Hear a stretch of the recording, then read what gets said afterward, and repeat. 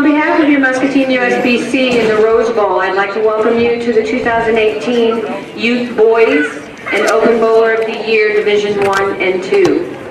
I'd like to thank the Muscatine Journal for sponsoring Open Division 1 and Sprouse Distributing for sponsoring Open Division 2. Also a big thank you to Rose Bowl for donating the lineage for today's tournaments.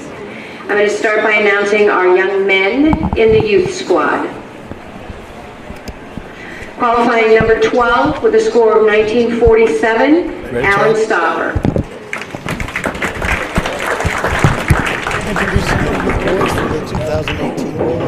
Qualifying number 11 with a score of 1950. All headed up by handicap scores added in to see their qualifying through their city tournament. In the number 10 spot with a 1961, Spencer Kessel. Spencer Kessel, as they're introducing all those guys. Boy, we've had a great two events. This is the creme de la creme. This is the end of it, right? This is all the guys. Last night we had the seniors, men's and ladies, and Denny Wagner was the men's champion, Jeannie Staley the ladies champion. This morning, Division 1 and Division 2 ladies was Kelsey Dornbush in Division 2 and Tabitha Berry in Division 1. And the youth champion for the girls was Abigail Everett. In the number 6 spot, Jackson Berry being introduced.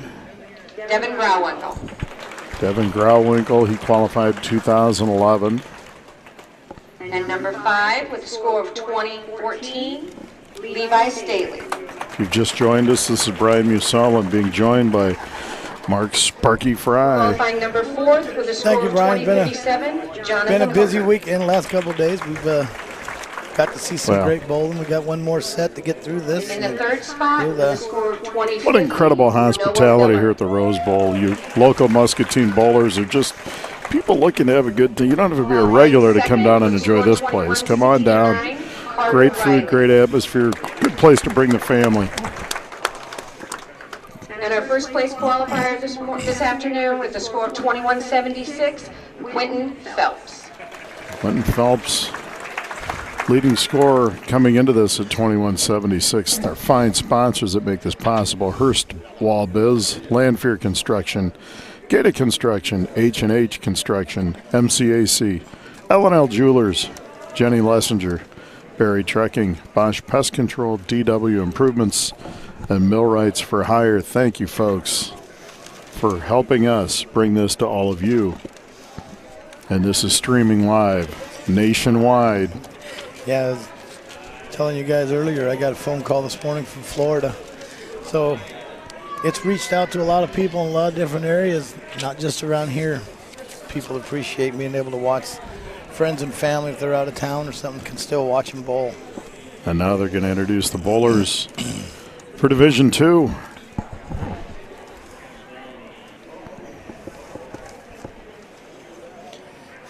This is Division 2, sponsored by Sprouse Distributing. They've been doing this a long, long time themselves. Gary and Kyle and all of them out at Sprouse Distributing. Nice to see Larry Stratton on time today there, Sparky. He must have got an early start. I was joking with him in between here, and he said he got the call late last night. He didn't realize he was supposed to be here, so in his defense. But I told him we joked about him last night. Number 16 spot with a score of 16, he said in his defense he wasn't at Pete's. He was on his way to Pete's when he left there. Les Dennis being introduced.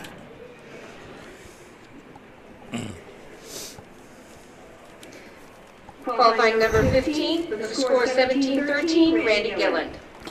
Randy Gilland.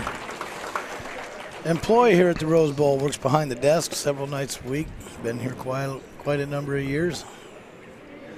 In the 14th spot with a score of 1721, Robert Sorrowfree.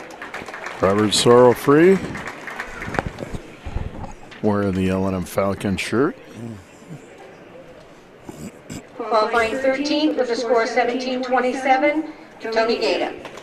Tony Gata. Sparky giving him a hard time before this morning. Nothing he doesn't deserve. You got to get him first before they get you.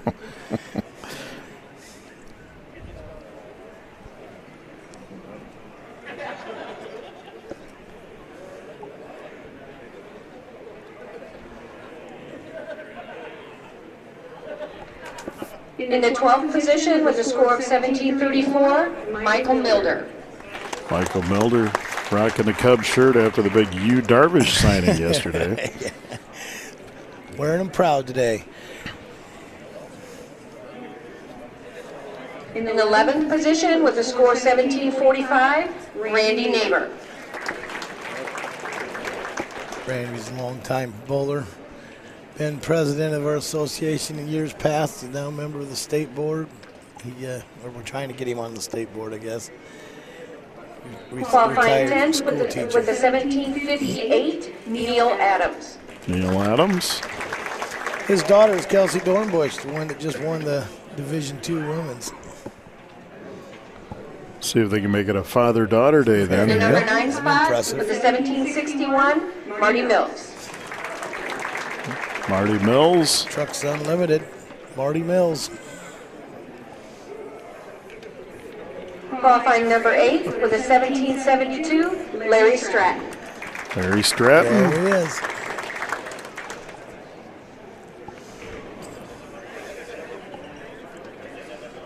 We have a tie for 6th place with a score of 1788, Anthony Lauber and Joey Sissenroy.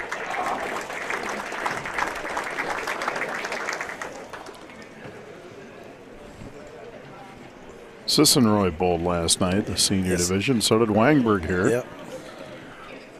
And Hootie. Hootie coming up, Here right? comes Hootie. The number 5 spot with a score of 1840, Dave Wangberg. The Minnesotan. Lived here 30 years, can't get rid of his boat once in a while. Oh, Number 4 position with a score of My wife's the same way. 1843, Steve Harding. here's Steve Harding. Also bowled with us last night. Moved on to the Division II today now. Qualifying 3rd with an 1884, There's Kathy. Kathy Ripping. Kathy Ribbing. 1884, third in the qualifying. Daughter was the junior girls champion this In the number morning. 2 spot with an 1890, James Hooker. James Hooker, 1890. The 2-hole and Dale Turner the second. His dad bowled in the senior division last Yes, night. he did. Qualifying in 1st place with a 1906, Dale Turner the second. So there you have it, folks. Division II bowlers have been introduced along with the youth boys. So Division II Bowler of the Year, Division I Bowler of the Year, they'll be introduced shortly. Division I bowling is sponsored by the Muscatine Journal. Helped us out for a great number of years in that category also.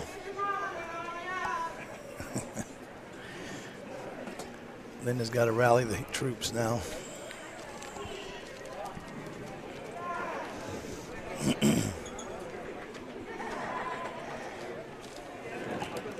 And here comes all the guys lining up here for Division I.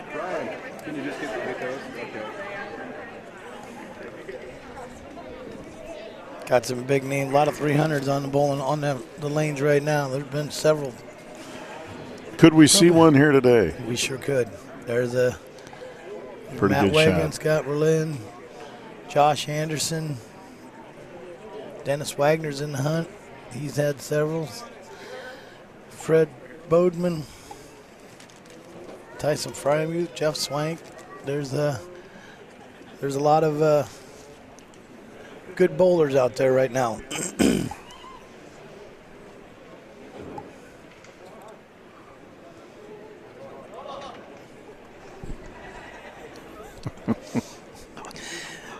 In the Division I Beaver's getting a bit anxious. qualifiers, in number 16 spot with a score of 1966, Keith Milder.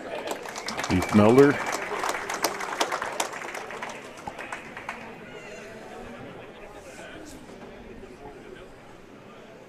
Qualifying 15th with a 1976, Josh Anderson.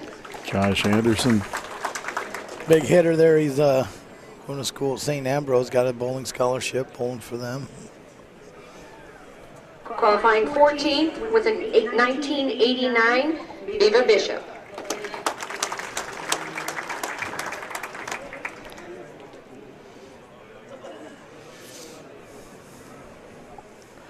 Beaver The Bishop number just being 13 introduced. spot with the 1997, Nick Doy. Nick Doy.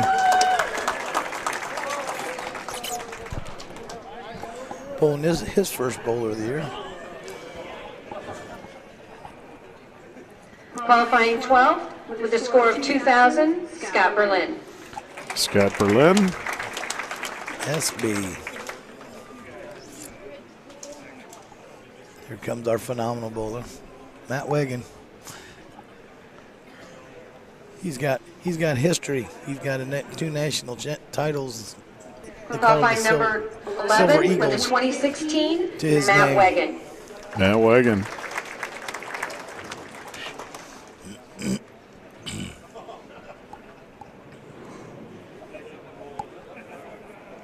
In the number 10 spot for the 2017, Charlie Greenwald. Charlie Greenwald There's my horse. got second place last night to Denny Wagner. Guess who he's following right now? That's right. In the number 9 spot for the 2029, our last night's senior division winner, Dennis Wagner.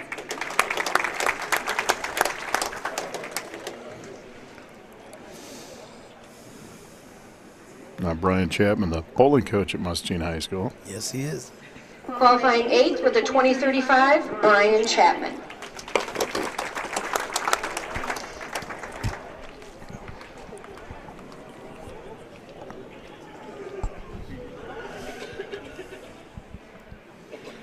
Number 7 spot for the 2049, Fred Bodeman. Fred Bodeman.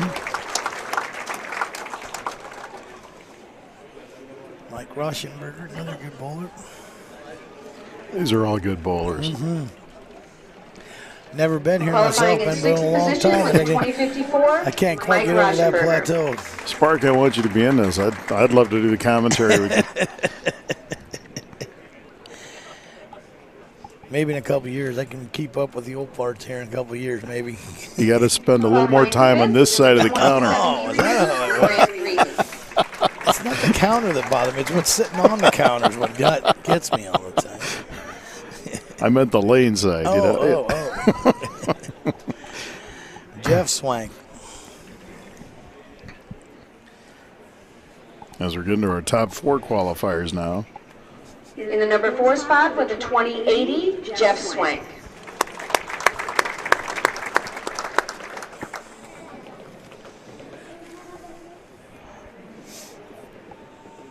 And now Dave Harris. Qualifying 3rd with a score of 2095, Dave Harris.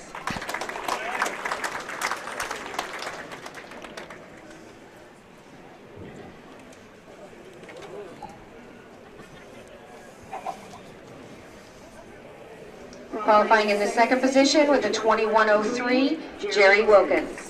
Jerry Wilkins. And now Tyson Fryermuth. Don't know a lot about Jerry. I think he's new to this area. Your number 1 qualifier for Could be a Division dark 1 horse with a then. score of Yeah, 2108, Tyson Fryermuth. But when your qualifying is 2103, you're no secret. Well, you've Good luck and been good in a bowling, bowling guys. alley before, put it that way. Yes, yes, Wherever indeed. he is from, there was a bowling alley somewhere there. They put a good shot at the Rose Bowl, but I don't think anybody's going to walk in and average 700. So the men will get 5 minutes of warm-ups. And you get 5 minutes of warm-ups. 5 minutes of warm-ups, and we're going to get going live with the actual beginning of the tournament here. Great venue at the Rose Bowl, folks. If you're driving around looking for something to do, stop on out. If not, you can watch us. This is the USBC, United States Bowling Congress Muscatine Bowler of the Year this afternoon, Division 1 and 2. And the youth boys senior division was a year ago. Or senior was last night, and then this morning we had Division 1, Division 2 ladies, and those champions were Division 1. Tabitha Berry and Kelsey Dornbush.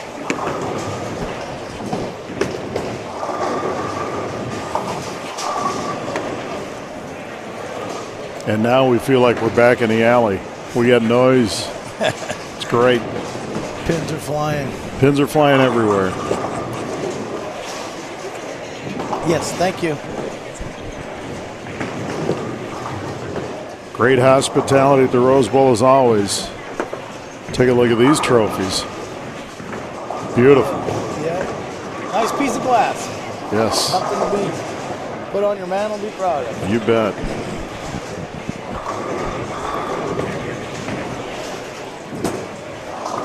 A few minutes warm-ups. Also want to thank the stat doctor, Mark Hansen, who stopped by. And while proud Papa Sparky was watching his young daughter, Abby, going at it down there in a championship match with the youth. Lost by a pin, 205-204 to Abby Everett, which was great for both of those young ladies. And Doc Hansen stepped in admirably and helped me out a little bit.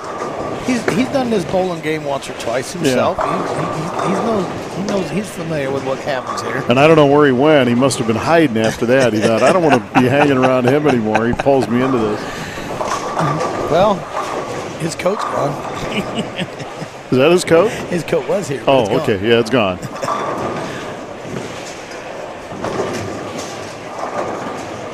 Stacy must have called. That's right. I'm hungry. Horse got out of the barn. Yeah. Chad Yoakum doing all the filming. Ryan Broderson, his right-hand man, all over the place down here. Doing a great job. We'll start right here in this group. Okay. Chad Yoakum. Always. This will be replayed at some point, somewhere down the road, I believe, will be replayed, Chad, some point on Channel 9, an edited version of this, correct?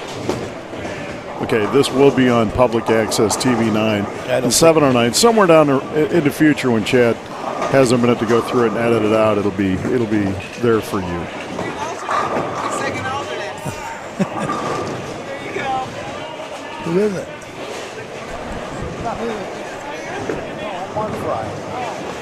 Boy, I was ready to make the announcement. Yeah.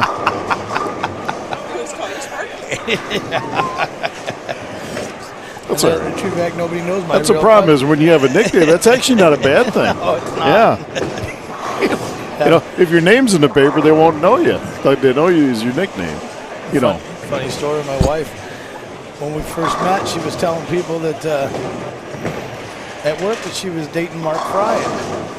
They didn't know who that was. And finally, we showed up for auctions, and he didn't tell us she was dating Sparky.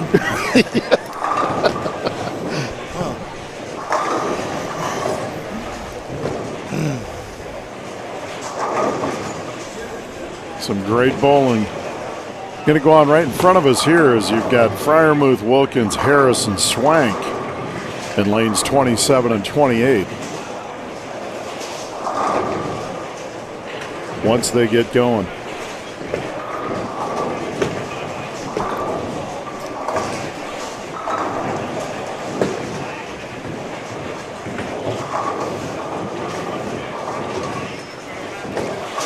Yeah, we thought we had trouble with the women's bio sheets. The men even put less than what the women do, so it's kind of a crapshoot of whether or not we get anything out of it. But it's an effort, but Linda and the staff and everybody tries to get a little bit of info on each of these bowlers so we can We're going to talk about him a little bit and figure out what's going on. Dave Harris, I know Dave personally, outstanding bowler, and he doesn't want to tell you a whole lot. Well, his wife was just bowling in the Sweet 16. Their daughter, or their son, bowls on the Muskegon High School team. Another big bowling family. They're all great bowlers. That's why they're all the stature they're in.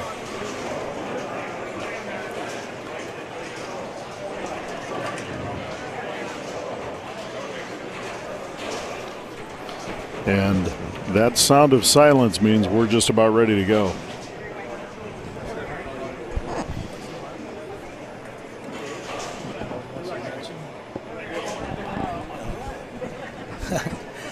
Just another part of this live streaming.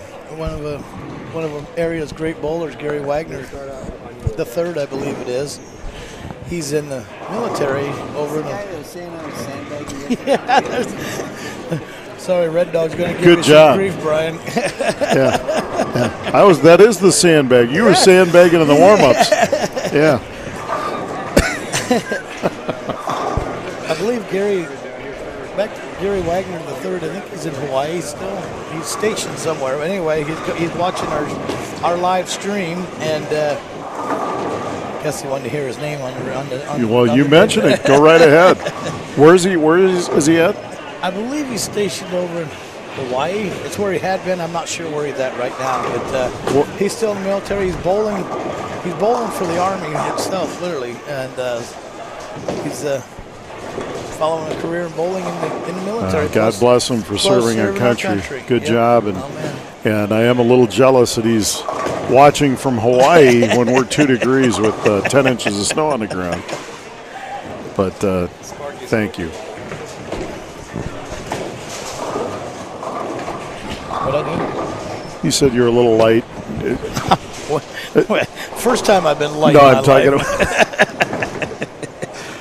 We're underway here. The guys are just starting their market, starting the first game of their 4-game qualifier before they head to the step ladder. Dave Harris hammers a strike down in lane 28. And there's a spare pickup by Fryermuth as we're underway there in Division 1. Didn't take long to read Dave Harris's bio sheet. Dave didn't want to share a whole lot. Dave's a great guy. He sure is. Owns his own business there. Wilkins and Swank. Swank's going to go up state double title with his father. High game 300, high series 854. Works at All Steel. Daughter is with St. Ambrose. She's a freshman on the bowling team and the JV team. Yeah. And there's a strike by Wilkins right out of the chute. Jerry Wilkins, first year in the tournament, 30 plus. It says on the bio, 300 games with an 856 high. So there's no secrets there. He can flat out bowl. And Swank opens with a strike.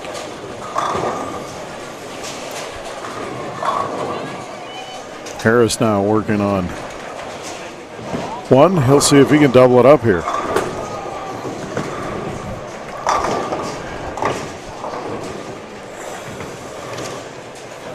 Dave Harris, an excellent contractor. And he leaves a wobbler there with the 7. Tyson Fryermuth, Team City Champion 2018, as he is on lane 28 right now. Single city champion, multiple league champions, 11 times in this tournament, 11 300 games to his credit, and 6 times he's at 800 plus series. So certainly an outstanding bowler, as all these guys are, and Harris picks up his spare.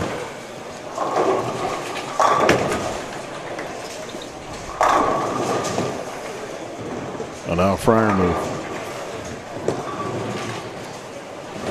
He covers up his. Going to be a little quick pace here. Guys get after it. And the ladies got through their set real quick also. Swank measuring up on lane 27.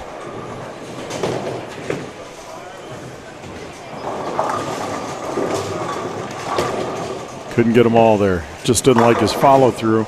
No, he had said he's taking a year or so off from bowling. He had some back troubles, had to get straightened out. And really good to see him back on the lanes because we missed him. Wilkins buries a strike. And now Swank looking to pick up his spare. And he does. Dave Harris now.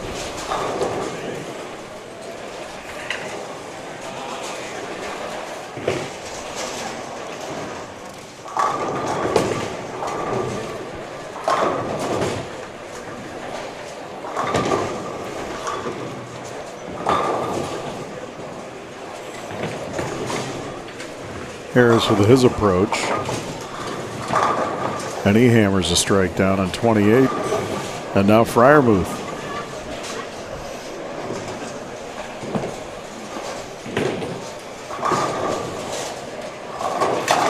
And he gets a strike.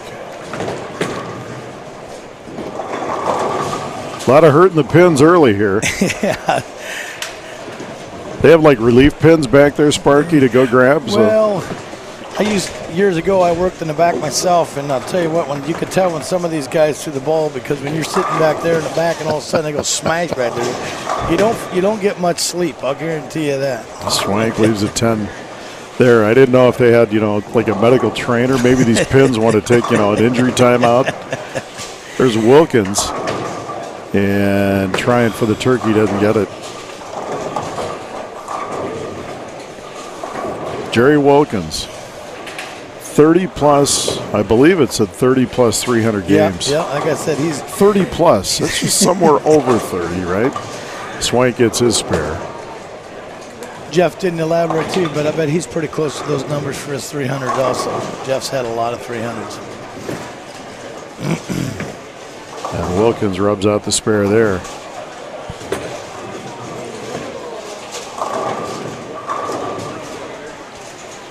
Division II's getting going along. I see a lot of strikes down there too. Marty Mills has got the first 4. There's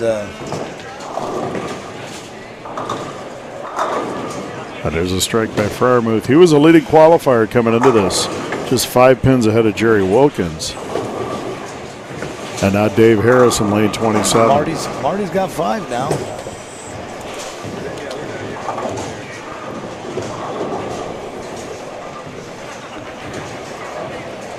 Randy Neighbors up right now. Harris with the strike. Throws a very nice ball. He sure does. He's smooth. I love the way that he releases very smooth. the ball. That ball just glides down there. Sure does. Even after a couple of beer frames. That's right. Yeah. Guys like me, the footwork just wouldn't be there, even before the beer frames. It's not always about the footwork. You got to walk the straight line is the tricky part. Exactly. Wilkins. Little work left there for him, and here comes Swank. Watching Now we Neil flip it Adams over. and Marty Mills over here in the. Neil Adams now, as we do a shift over to some of the Division II bowlers. Yeah, we got Marty Mills and Neil Adams and Randy Neighbor and Mike Milder in that group. Adams trying to pick up his spare. And he does just that. Nice pickup for Neil Adams.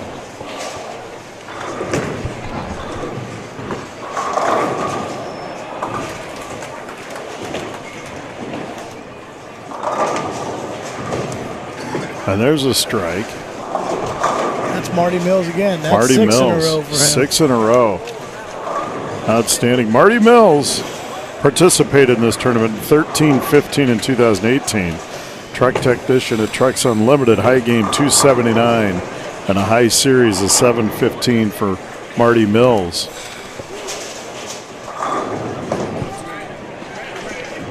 Randy Neighbor, who just bowled their booster team champion, Muscatine Hall of Fame, Iowa State Hall of Fame director, Iowa State USBC.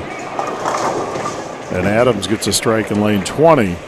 Every state tournament since 76, all city tournaments since 76. Boy, dedication there. High game 298. Boy, that had to be a heartbreaker. High series 715. And he said, I once beat Lisa Madsen when we were both shot 700s. Boy, there's a shot he wanted to take in. Retired educator from Muscatine Community School Districts. And Neighbor now with the approach. And he gets a strike. They all fall down. There goes Marty Mill looking for 7 in front 7. No, not quite. Didn't get it. Mike Milder, employed, he's a teacher and a coach at L&M High School. 2015 participant, 266 for his high game and a 697 high series as he hammers down a strike.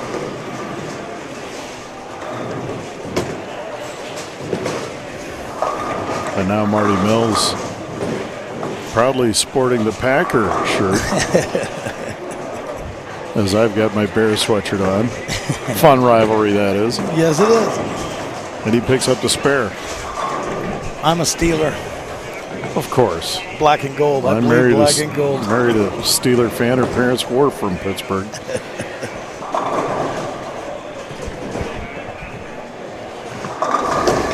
Neil Adams now with you. An approach on 19.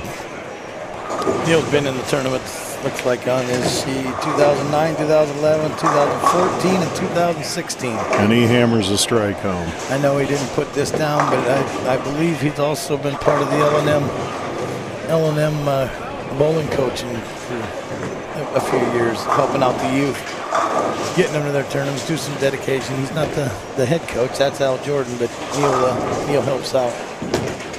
And Mills leaves the 7-pin.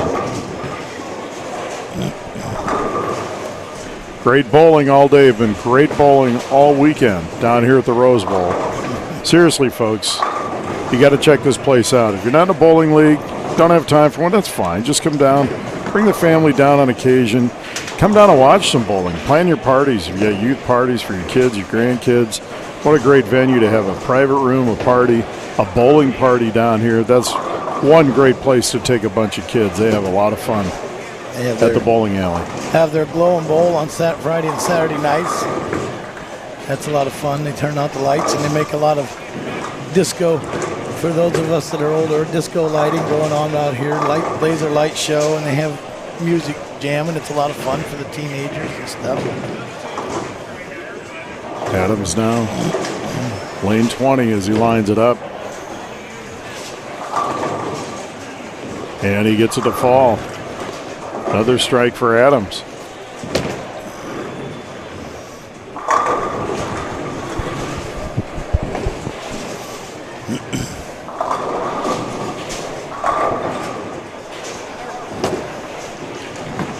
And now Marty Mills. Smooth. Lefties always look so smooth, don't they, when they bowl? There's something about being a lefty. I call them cheaters. And that Randy Neighbor now. He wings it up there, and the 7 wants to stay up. He got his hand bone. He was looking for his turkey bone. I didn't realize Randy was bowling that. He had 4 in a row, and great start for Randy.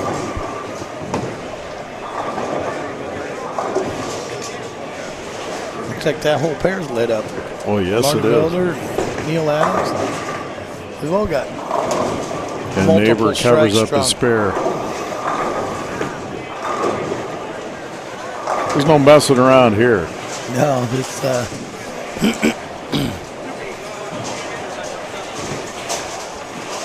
that's some great bowlers out on the lane all the way up and down the Hamad all day. And Adams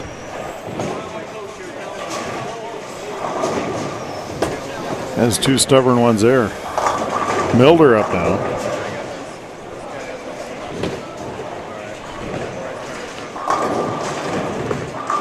And he leaves the 10.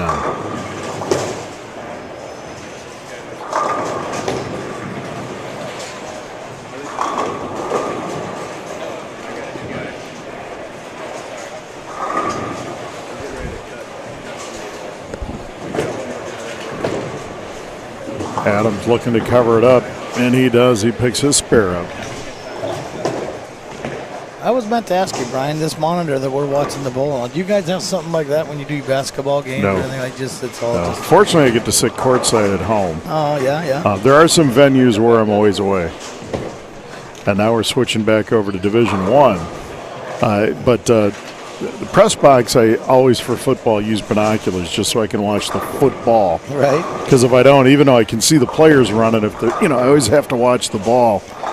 So, and at the age of 53, it's harder to find the ball without binoculars. But Right. Could have been a fake. Could have exactly, and there's times I've missed it. Yeah. And Dave Harris leaves one standing. Or actually, got it to fall. He kicked it. He kicked it down. I thought it was up, and Harry got that He's one. still chuckling about it. He needed that. That was 6 in a row for him. Yeah, he's putting up some. Yes, indeed. Going at that 280 pace. Leaving no doubt early. As Wilkins leaves a 7 hanging. And now Swank.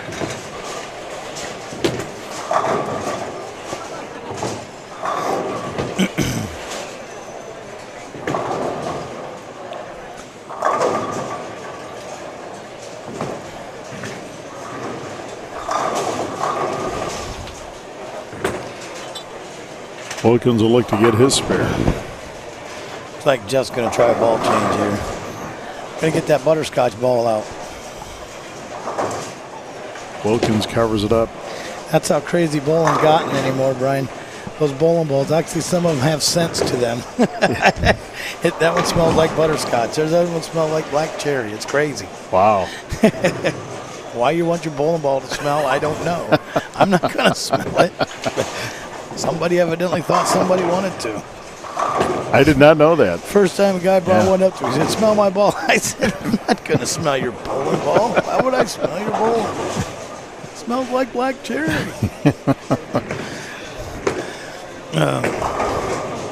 See if Dave Harris can add to his string here. 6 in a row working on the extra point. Yeah, nice call on the extra point. I like that.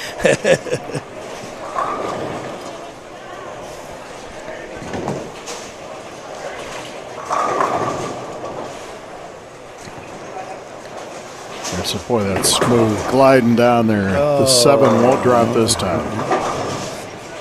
6 in a row though, Harris. Yeah. Got it going here. Oh man, Tyson Fryermuth just smashed that 8-pin. Shakes it off, gives us a chuckle. Kind of the way Tyson is. He's just kind of easygoing, laid back type person. He's a farmer from across the river, Ferner. And Harris gets his spare.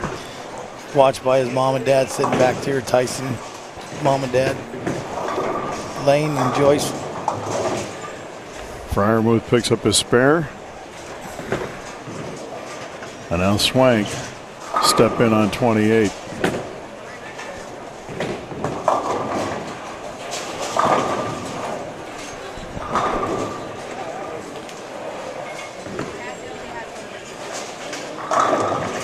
And Swank hammers that one home. He feels better about that. Got a grin out of him anyway. Beating himself up so bad. Wilkins down. And he gets a strike. That was a lot of ball. Guy got a handful of that one. Powerful.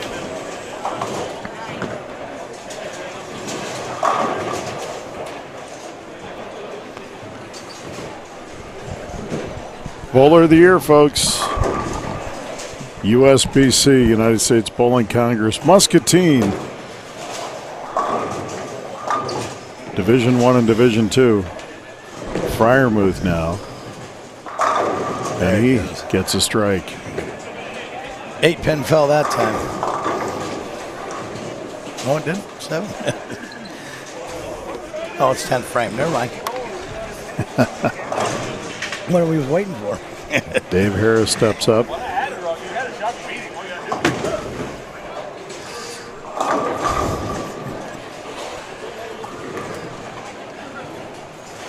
Listened to a conversation behind me. Chad Berry was talking to his dad, Randy Gillen, there, and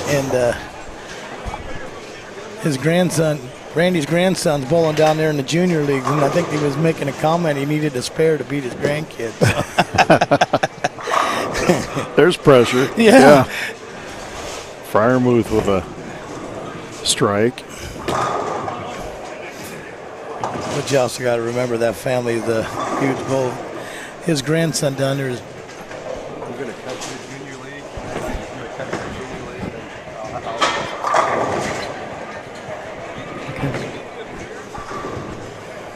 Dave Harris now. Finished strong here in the 10th for Dave. Oh, it didn't come 9-pin. across and get it. Very, very smooth. Now we're watching some of the junior bowlers here. Very impressive. This This young man right there in the right-hand lane, that's a B-hand boy. And I'll tell you what, there's a lot of full-grown men I wish they could throw half a ball, but this kid does. That kid puts a lot of stuff on the ball. Phenomenal bowler.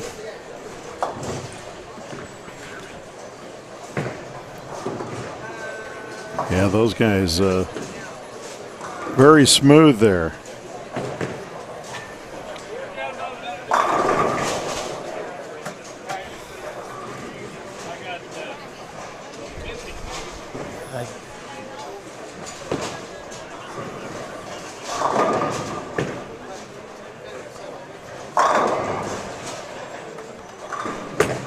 A hard time.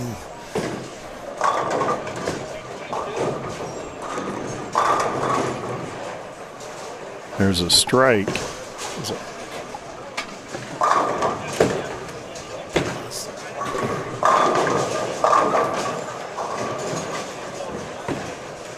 Looks like the youthers lighting them up down there. I've seen a couple of 2 or 3 strikes by the boys down there.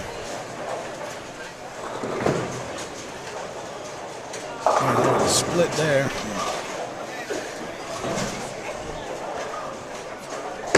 Sorry, Brian, I don't know a lot of these. I don't have a name sheet really, so I apologize, folks. I can't get the I don't name. want to make up a name. Yeah. Giving these guys a little bit of exposure down here, though. Yeah.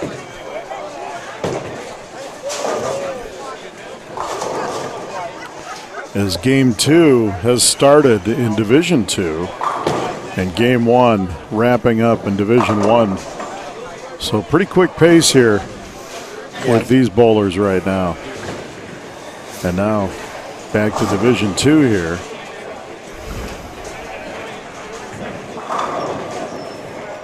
Looks like Dave Wamberg bowling right there. Wangberg on the approach. Here's our standing.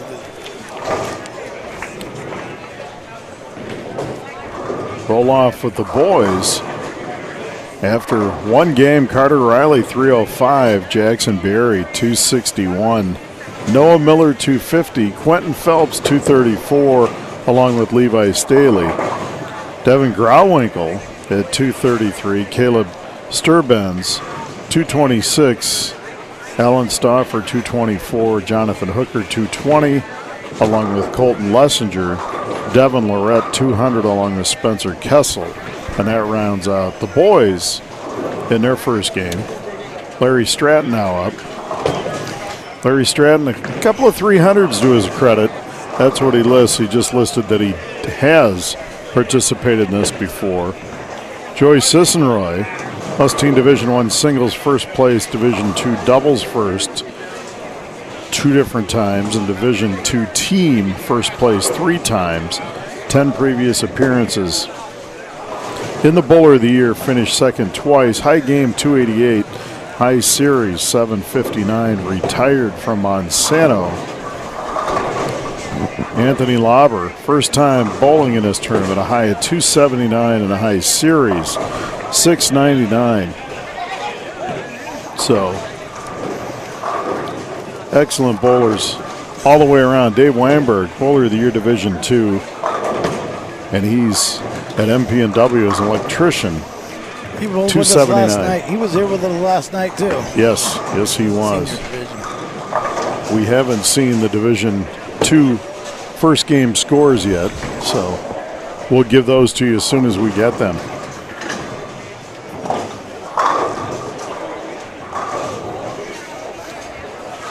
Standings after game 1 for the youth. It's okay.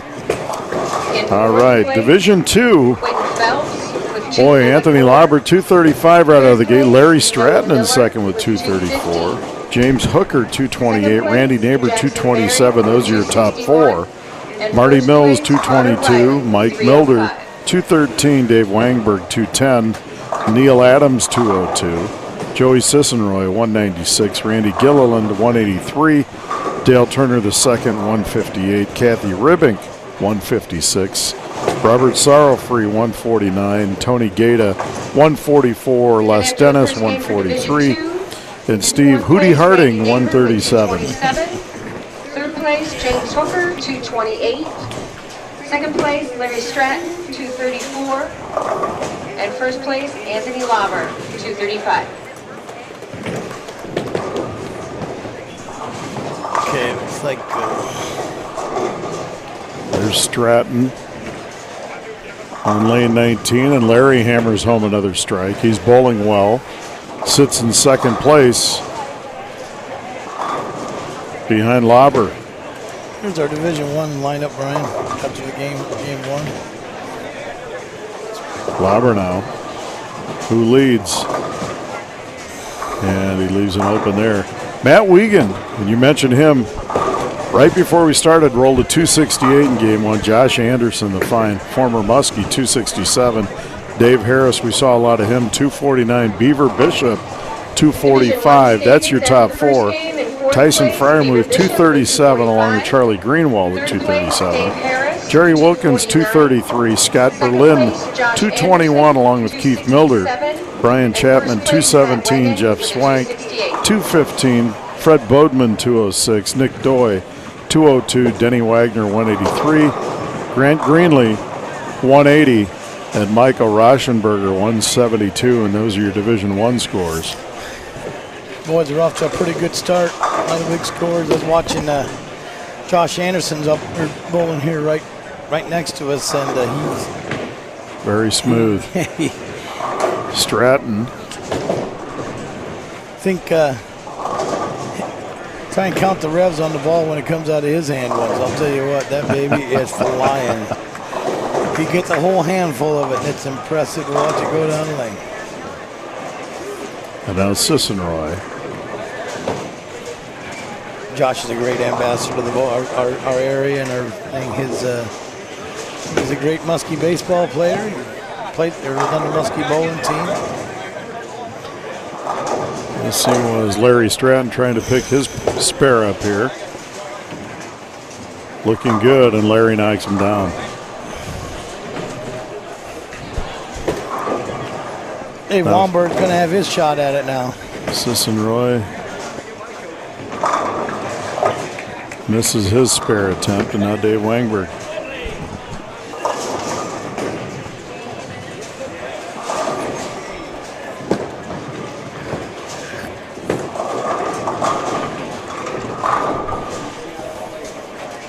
And Wangberg with a strike. He currently sits in seventh place with a 210 in game one. And now Lauber knocks down a strike. Great bowling here. Place is alive today. I'll Yes, tell you it what, is. there's a lot of people in here. Sissenroy. Friends and family come down and cheer on their friends and family. That's it, Randy. That's your Golden Globe. I think Randy Neighbors getting a little ahead of himself, claiming the trophy as we're only in game two of the qualifying. I'm not sure what Has he he's doing. prepared his speech? It looks like it. I think he's done it before. Sissenroy trying to get his spare, and he does. He covers that one up.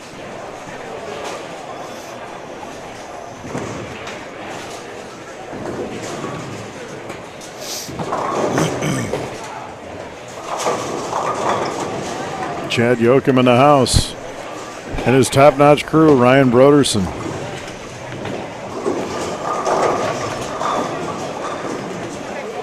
Some And now live footage right here. Larry Stratton measuring it up. And he leaves it open. Come up short, left the bucket. Got to get after that. Think another adjustment. There's Ribbink. And that's our Kathy Ribbink over there. only female participant that's qualified into the men's. And she qualified third. So Kathy Ribbink certainly doesn't take a back seat to any of those guys. No, man, no sir. She's not afraid to rub elbows with all of us. She bowls in our Tuesday night league also. Her husband, Warren Ribick, is a league secretary and the association manager of our bowling association. Lauber buries another strike, and he's a top scorer so far through game one, 235 for Division II. And now Wangberg steps up. Dave Wangberg. Got one working on a double. Oh, it's like he got it. And he got it. He gets lined up. He can be tough. We bowl together on Tuesday nights. He's recently stepped into a second league bowling on Thursday nights also, and he can't believe how much it's helped his game. And I said, well, that's what happens when you bowl twice a week more than once a week. Stratton now measures it up. No, 4-pin. There, come up a little high, left the 4-pin on us. Look good out of his hand. Yep. And here's Sissenroy. And he hammers a strike home.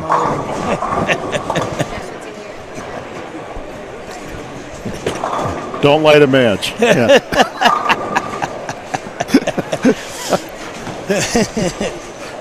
Don't put that near the fire. Yeah, don't get the lighter out near that drink or whatever it is.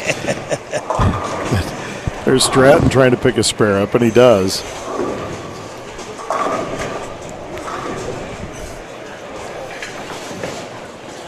Let's see if Dave Wamberg can get his turkey going. Okay. We're going to go to the Division I bowlers. And Beaver Bishop. Beaver hammers a strike. Cheated. He threw the other hand. He's using the wrong hand. He's using the wrong hand there. Beaver Bishop was in fourth through the first game with a 245. I'm telling you, I don't know if you've ever watched Josh Anderson get ready to come up here. You can't believe the revs on the ball the kid puts on. Keith Milder with a strike, and here comes Josh Anderson. Great young man. And Josh was second, 1 pin behind Wiegand with a 267. And Anderson hammers a strike. 3 GIS BT titles, state Pepsi title, 2-time intercollegiate singles finalist, high game 317 times. High He's only series. 17, I think. High series 856 12 times. Josh is employed by Hahn as a production solutions specialist. Keith Milder also in the group there as he's going to step up right now. Keith, 6th year in the senior bowler of the year, 1-time Division I bowler of the year, 5 300 games to his credit, 2 792 series, bender operator at HNI. Beaver Bishop, a fan favorite as always, senior bowler of the year in 2010. Participated in this tournament 7 times. He has 2 300 games to his credit, and he's a welder and a fitter at Hometown Plumbing and Heating. Nick Doy also in this group as Beaver Bishop gets another strike. First time in this tournament, 290 is a high game, 694 high series. He's a correctional officer for the Muscatine County Sheriff's Department. They come from all weights, shapes, right. and sizes to get to the bowling alley. We've got police officers, we've got welders, we've got everything here.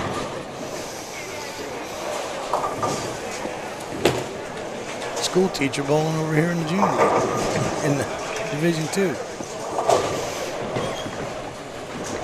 And maybe Neighbors got, so he just hammered another strike down over here, and Yeah. maybe that holding the trophy is not premature. Josh Anderson just got his hand bone there. Anderson very smooth also. They make it look so easy. Yes, they do. And now Nick Doy steps up. And he gets his strike. Very smooth. Nick Doy. Keith Milder now. And he gets another strike.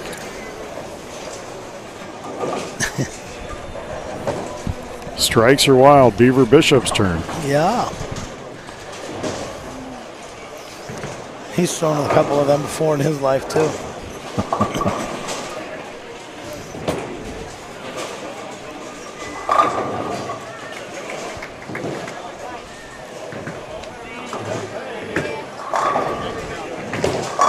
And another strike for Bishop. He's got it going.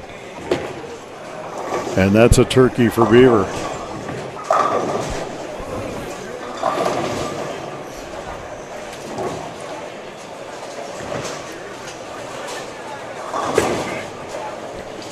Doyle will go first down lane 28. Easy for me to know these guys because they've got their names on the back of their shirts. I know Josh anyway. I was just teasing there. It's one of those bowling things. I don't have to look at my sheet when they stand. I know who Beaver. I know a lot of who the line stand. After too many beer frames, that way you don't forget That's your right. name. That's right. Everybody should wear a name tag, huh? Anderson now. Ooh, when he gets it to fall. Gets the kick. Sweep the like sensei. Old Karate Kid reference.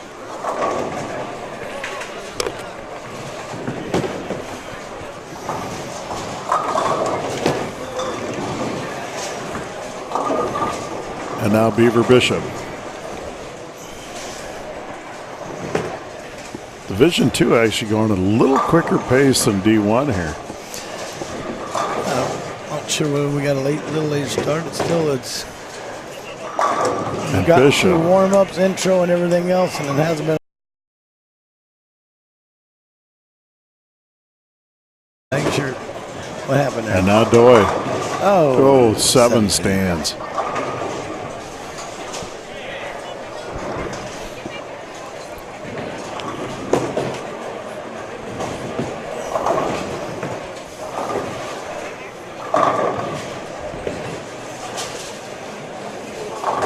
Doy looking to pick up his spare.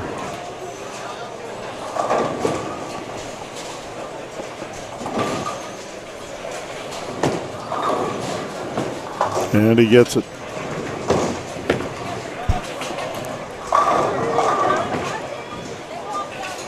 Keith Milder now up.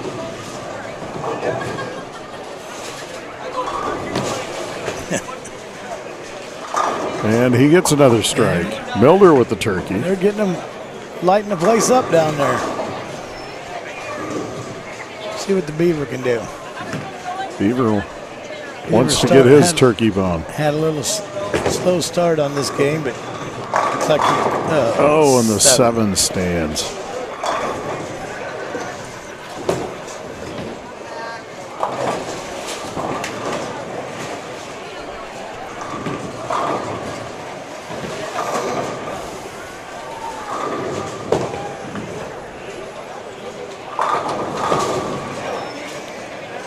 And Bishop picks it up. Coming to the close of game 2 here for the 4-game qualifier. Move on to the step ladder up to our top 4 qualifiers from that. And Doy hammers a strike home.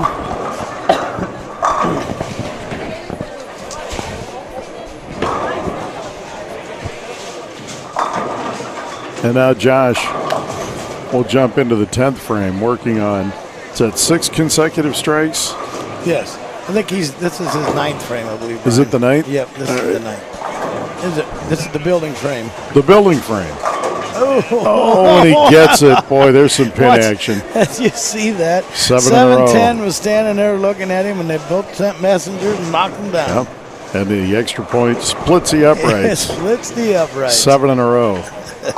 And now Beaver Bishop. Beaver Bishop with a strike.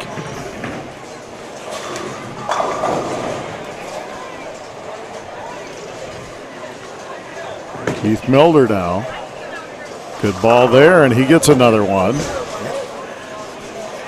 They're going to don't want to leave that pair. That pair is getting lit up now. They figured it out and ready to go. Milder with a ham bone. Josh is going in, starting his 10th frame now. Let's see where this goes. 7 consecutive strikes for Anderson.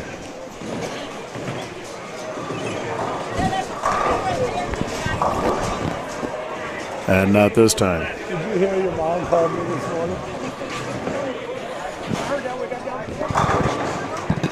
Craig Bull now. Craig Bull, I asked for me. She just was telling me that she was listening to it, watching it on Facebook, and telling her what a good job it was. Cool. Doy leaves one hanging there.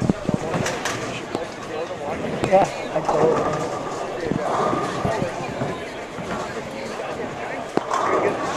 See if Josh Anderson can pick this one up here in the 10th.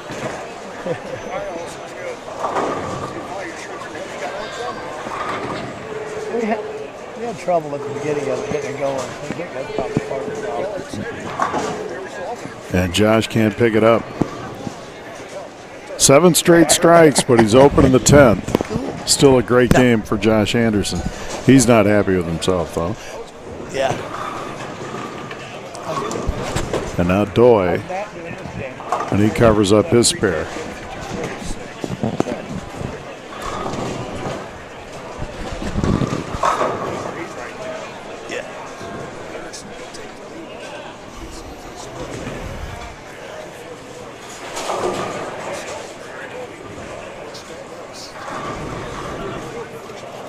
Doy now.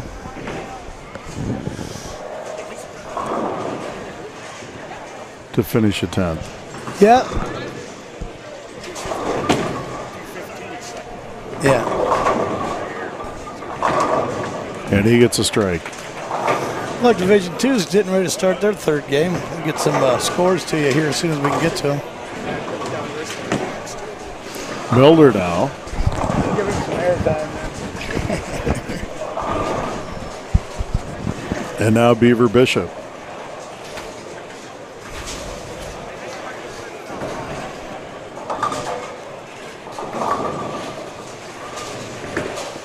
It looked like Josh had wound up with a 260. 267 in the first form. Beaver Bishop with a strike. Keith Miller couldn't believe he chopped that one.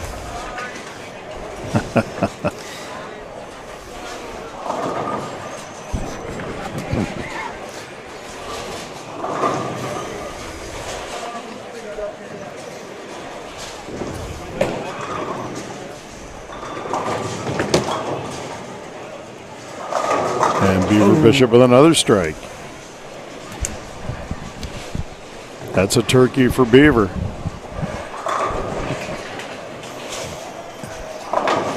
Pretty impressive pair. I think everybody's right at 220 and above on that pair.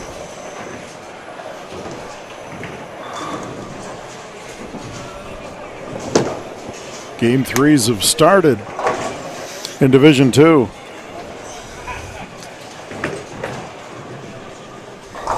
And Beaver doesn't get the hat trick in the 10th. Leaving the 10, but a great game for Beaver Bishop. And momentarily we'll get the scores for Division II. We're going to start watching some of the bowlers over on Division II now. We've got Hootie's up there. Hootie Harding. Kathy Ribbick on the lane next to him. And a strike for Harding, and now Kathy Ribbing.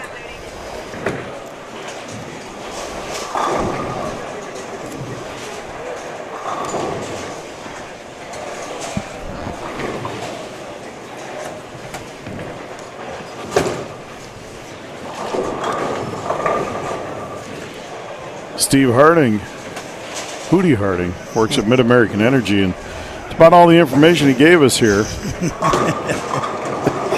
And Ribbink with a strike.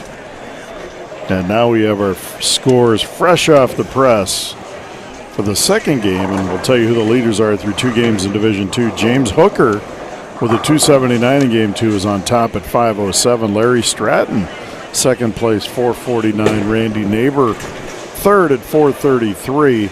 Neil Adams, 427. Dave Weinberg in fifth at 421. Anthony Lauber, 404. Joey Sissenroy, 380. Randy Gilliland, 374. Marty Mills, 369. Dale Turner II, 363. Steve Harding, 361. Robert Sorrowfree, 347. Mike Milder, 334. Kathy Ribbing, 319. Tony Gaeta, 310. And Les Dennis, 306.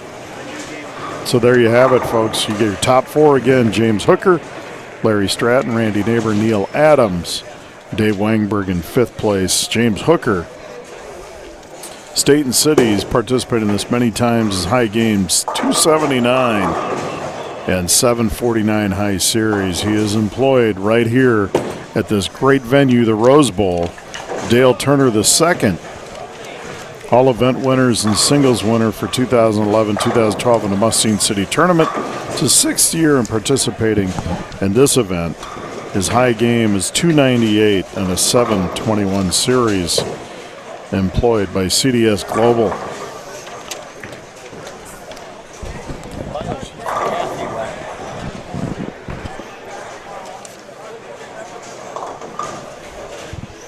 Yes, sir.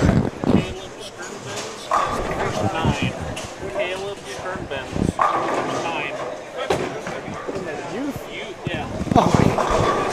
Chad, can we turn the camera on down at the youth? I think they said there's one down there that's got 9 in a row.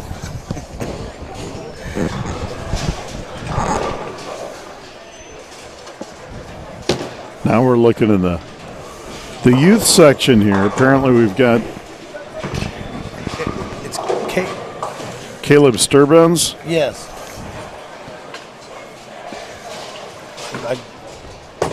I'm Not sure is not sure which one he is. I'll get some 5.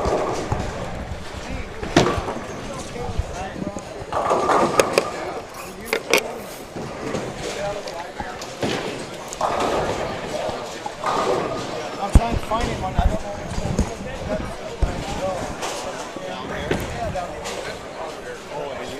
Yeah. apparently Caleb Sternbenz in the youth bowl off has got 9 consecutive strikes. But I A lot of applause down there. So yeah, I don't know which. I know which that's one he not is. for us, Sparky. No. So I'm too busy rolling on the ground with that. we'll see. Is this Caleb right here? I think that's him right there. Okay, and good ball. Did he get it? Oh, he did not get it. What a great reaction and what a great effort for Caleb Sternbenz. And he gets a fine hand on there. Look at that. There's great camera footage. Yeah. We're not alone here. We're not kidding when it said this full packed house. Even though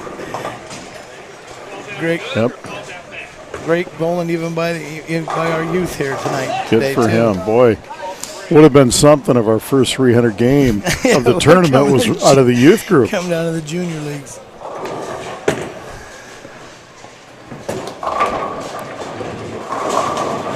Game 2 just finishing up in Division 1. We're midway through some of the games already in Division 3 and their third, or Division 2 in their 3rd game.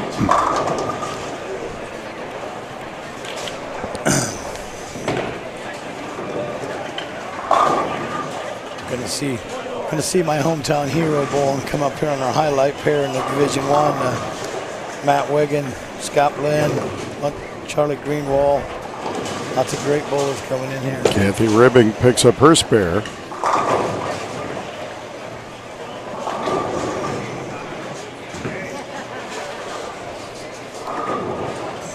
And now Oh, you know when $2.99. $2.99. that was the last. Wow, That was incredible. the last ball. Incredible. What an $2.99. That is the high score we've had. We had a Right. $2.98 last night Right. by Larry Roberson. And That's there's a strike as Hootie Harding gets some back pin action.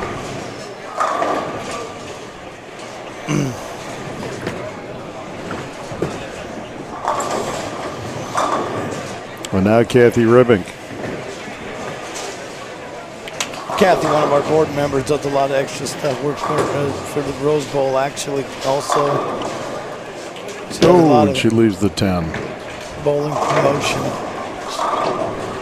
She also was a realtor for Exit Realtor. Dale Turner the second right next to her there. with the strike. What place is Kathy in, Ryan? Kathy is in 14th after 2 games. Cool. Here's our lineup after Division One after 2 games. We'll watch Kathy attempt her spare pickup here, and then we'll read you the scoring leaders.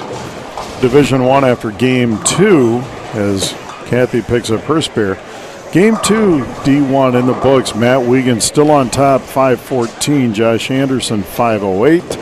Dave Harris, 485. Tyson Fryermuth, 472. Those are your top 4. Beaver Bishop right behind at 469. Jerry Wilkins, 458. Keith Milder, 456.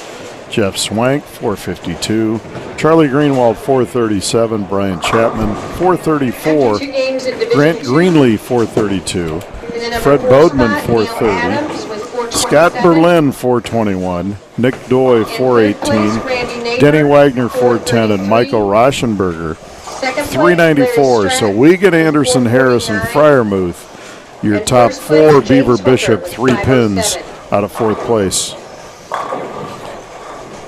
In Division One after 2, in 4th position, Tyson Fryermuth with 472. 3rd place, Dave Harris. I want to mention a couple bowlers. Charlie Greenwald, 2nd place, 2000 Open Bowler of the Year, 2018 Open Doubles, 5 times in this tournament as High Games 300, High Series of 810.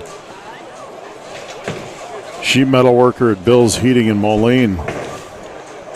Matt Wiegand, Bowler of the Year in 2010, 2015, 2017. City Tournament Team Champs in 17 and 18. 14th time in this tournament. High Game 300, High Series 857. Employed by H&I. But what I've heard the most is that is Sparky's favorite bowler. I'm kind of hearing that. Well, Matt was being very, very kind when he put down 300 as his high game. He didn't put how many times. times? It's 50 plus 300. Is it really? Games. That's incredible. He also has two Silver Eagles sitting on his shelf from the ABC National Tournament where he won a singles event and the all events event a few years back, which was first time ever done by the National ABC Tournament. I want to mention Scott Berlin here. Scott Berlin, team title in 2018, doubles in 1997, high game of 300, high series of 837. Employed, you know where? Berlin Pro Shop, right? You know it. Him and his dad have been doing that business for as long as I've known him. We went to school together in high school, so I've known him for quite a few years.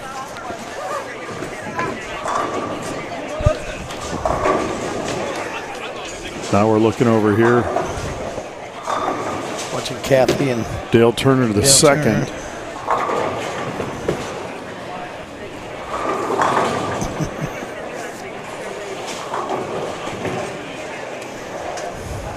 He leaves it open, and now Kathy Ribbink.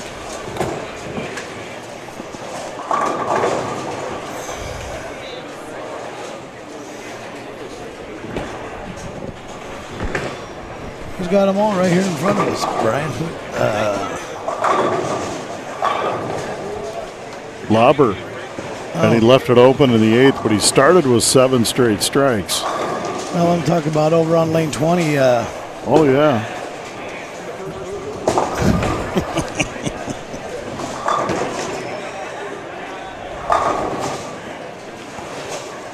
That'd be Hardy. That's Hootie. Hootie's on a roll. Hootie's got the front 7. Working on number 8 here.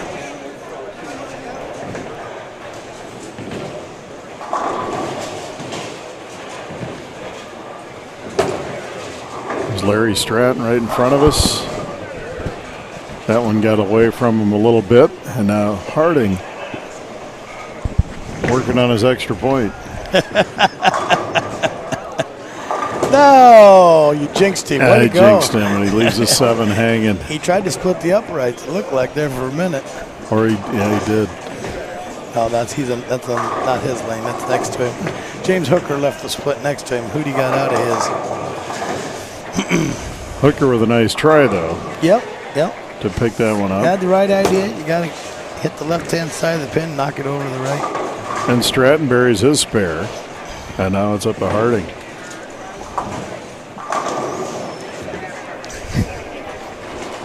And he loses it wide left. Lauber now. We're going to watch some of the Division I bowlers now. We've got some heavy hitters working down here. Matt Wiggin is there. He's our leader. Looks like Charlie Greenwald right here. Yep. SB. Charlie got second last night in the senior division, and he hammers a strike home. Very smooth. All these guys, relatively speaking, extremely, well, they're all great bowlers. Scott Berlin now.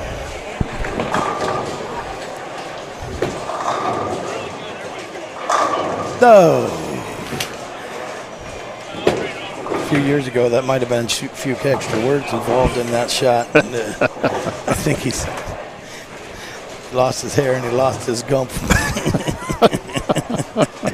That's Sparky commenting there, folks. Well, we've been friends for a long time. I You'll know. understand. Great drummer, too. Oh, boy. And he picks up the spare.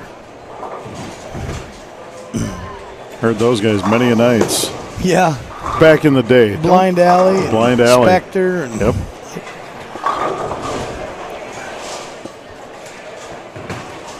I keep telling him he's getting too old for that, but he won't give it up yet.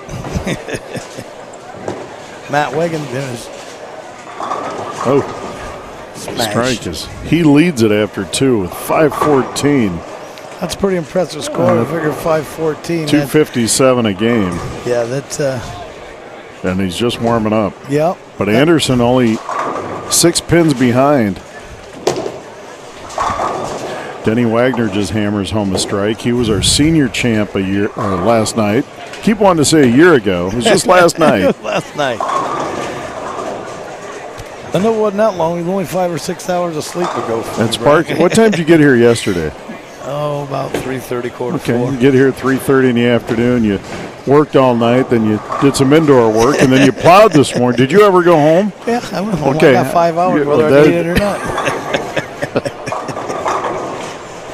I love it. I love coffee. Straight to Mountain Dew, Yeah, exactly. followed by Limon. Greenwald gets 7 down. Tough split here.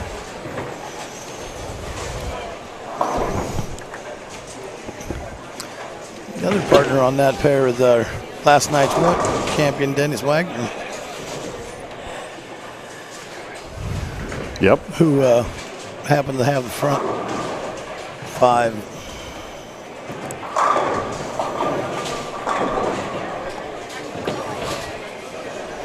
Wagner now. Lane 28. And he gets a strike. He gets a little chuckle out of that one. He'll take that. I'll take Everybody that. will take it.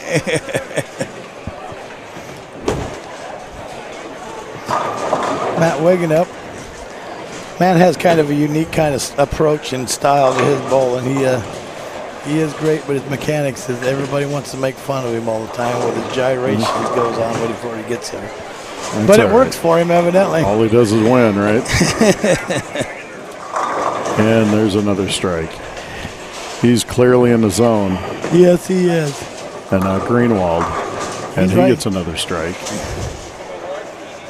As Lauber over here, the 251 in the Division II. Yeah. It's a big Good time bowl. game. Yep. These guys, his average is 185 and below. Looks like he wants to step that game up maybe for next year. Scotty Berlin. Oh, 7 stands.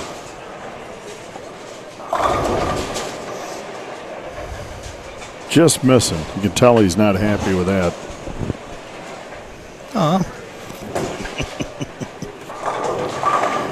The youth roll-off. And Noah Miller, 803. Caleb Sturbenz, 744. But, want to mention, 299 in Game 3. Impressive, very impressive. Unbelievable. 732 for Devin Lorette. Carter Riley, 728. Jackson Berry, 721. Jonathan Hooker, 681. 680 for Alan Stauffer. Levi Staley, 679. Quentin Phelps, 673. Spencer Kessel, 670. Colton Lessinger, 651, and Devin Grauwinkle, 623. So the top three, Noah Miller, Caleb Sturbens, and Devin Lorette. Great job by the youth boys bowlers. Here's Dennis Wagner. And he gets a strike. That's the one thing too, Spark. There's no one really right way to do it. You're watching a lot of different styles. You know, Denny Wagner throws the ball a little different than a lot of guys too. Right. But it's effective. Which whatever you're comfortable with, you got to stay with your comfort zone. That's just. For the youth boys, They after try to 3 make it games, as simple as the they top can, three but somebody moving on always to the has to step throw ladder. something extra in there. In third place, Devin Lorette. You know, they with a told me 1, 2, 732. 3, 4, let go of the ball. Second place, Caleb Stubbins. Greenwald with a strike. 744. And in first place, Noah Miller with an 803. Devin and Caleb will be bowling on 37 and 38. And now Division II. These guys are finishing up. They're almost ready for Game 4. Game 3 is almost in the books. Wagner now on lane 28. And he gets another strike. Dennis Wagner's got it going. Yes, he does. 8 in a row? Is that what I'm seeing? 8 in a row. Well, that's more than the extra point. We haven't named the 8 in a row yet. He went for 2. He went for 2. There you go. Maybe just call it going for 2. 8 in a row. He's making a statement here in Game 3.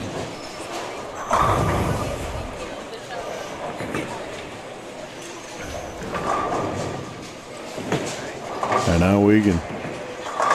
And he gets another strike. Make it look easy. And Most that's a certainly ham do. bone. Most certainly do. Matt and his wife Lamb bowl in our Saturday night mixed league together. We have a lot of fun with them. We got a little skit we put on with the Neil Diamond Sweet Caroline. We get jumping around singing, having a big old time. Maybe Yoakum can come over and live stream that. And now Berlin. Oh, and he gets the he got crossover one. and he gets it. Sent the messenger. Scott wasn't happy the last 2 balls. He'll take that.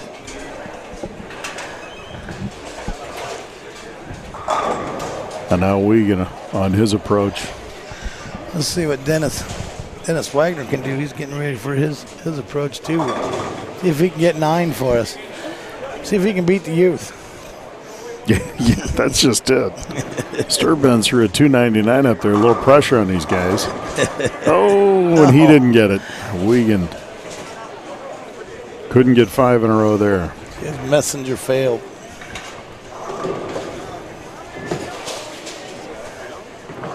Oh! No.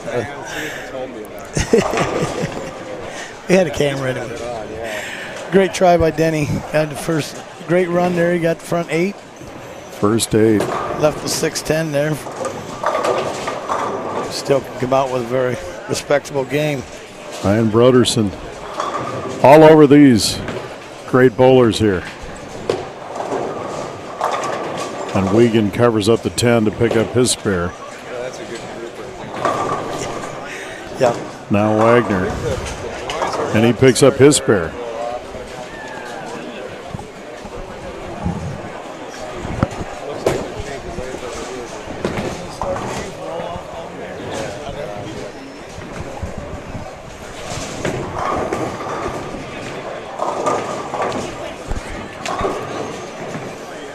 Scott Berlin up again. Lane 28. Trying to fill his turkey. And he gets it. I'd seen something, a little inspiration for SB a little bit ago. His daughter Shelby just showed up. Give him a little inspiration, a little reason to win this thing.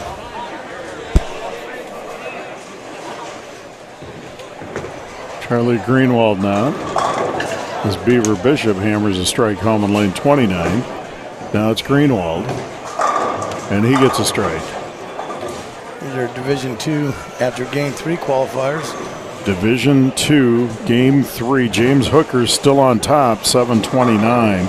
Anthony Lauber with that 251 bumps himself back into second place, 655. Larry Stratton in third, 650. Randy Neighbor in fourth, 630. Followed up by Hootie Harding at 623. Marty Mills, 623. Neil Adams, 615. Dave Wangberg, 614. Randy Gilliland, 575. Joey Sissenroy, 574. Kathy Ribbing making a move up to 545. Mike Milder, 537. Dale Turner II, 522. Robert Sorrelfree, 504. Tony Gaeta, 496. And Les Dennis, 475 as Wiegand with a strike over there. So your top four in Division II, James Hooker, Anthony Lauber, Larry Stratton, Randy Neighbor, and Harding and Mills only 7 points or 7 pins back. Did you notice that though, Brian? There's a 623 is tied for fifth, and then there's 615, which is 8 pins under that at sixth, and seventh is 614. So they're within that stretch from second to there's less than 40 pins got the stretch between second and sixth. It's up for grabs. Yes, Anybody knows top 7 or 8 can make a big game here and jump right into it. Yep. With 650. Let's see which one wants it. Second place, Anthony Lauber with 655. And first place, James Hooker with 729. Wiegand now. Over here is Game 4 is underway in Division 2. We're just wrapping up Game 3 in Division 1.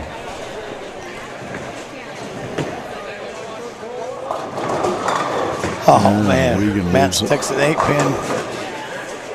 Really wanted to fill that in. He's still going to have a 240 game, which I'm sorry, that's nothing to be discouraged about. Are you kidding me?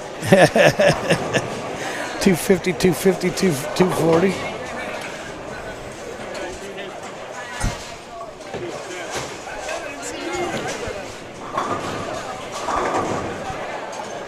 Now Wiegand will measure this up for his spare.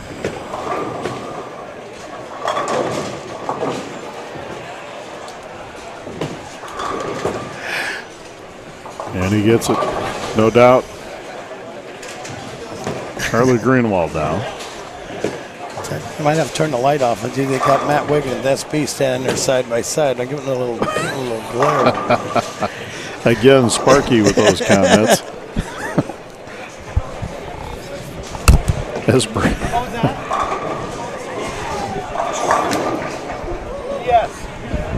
Berlin now. Berlin now will step up and oh, he didn't get the 10 to fall. Got the 7-pin out, but the 10-pin wouldn't fall.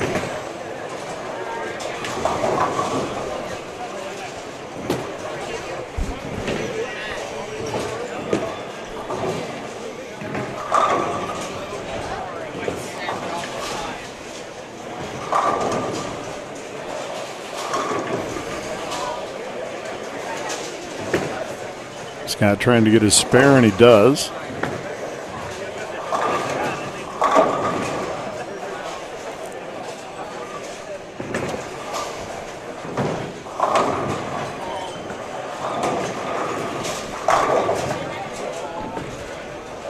And now Charlie Greenwald.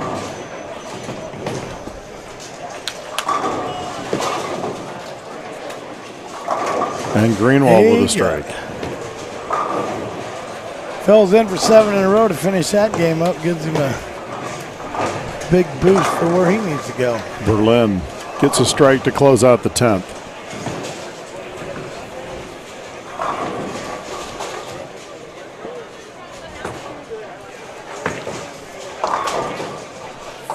So those guys are done with their games, and just a couple more balls to be rolled, and all those games will be done.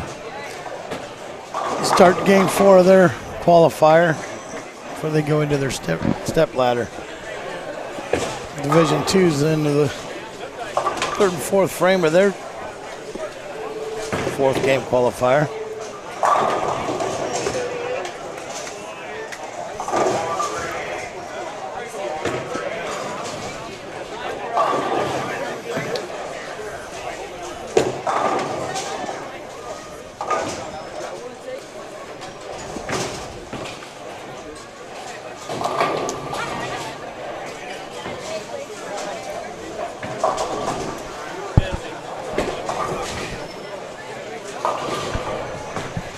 Yeah, good crowd here, Spark. Oh, it always is for the Bowler of the Year. There's a lot of support for the fans, friends and family to come down and cheer on their. Either it's a teammate, some of them are just teammates, some of them are family, some of them are friends. It's a great event. Families included. A lot of smiles down here, a lot of fun. A little bit of tension for some people, but I always tell them it's just an honor to make it as far as I'm concerned. Some of the youth going on down there. They're starting their head-to-head match down there. I think that one is our 299 bowler. Noah Miller, Caleb Sturbenz, and Devin Lorette. The three bowlers, Lorette is up right now.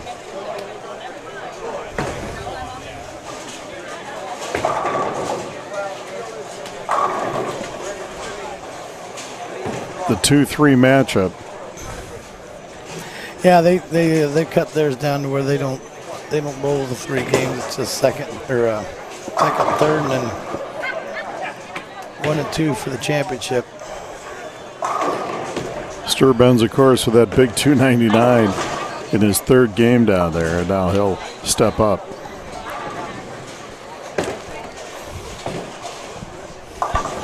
$299's the high score we've had all weekend long down here. Larry Roberson with a 298 last night. Sandbagger. So a senior and a youth with the 2 high scores.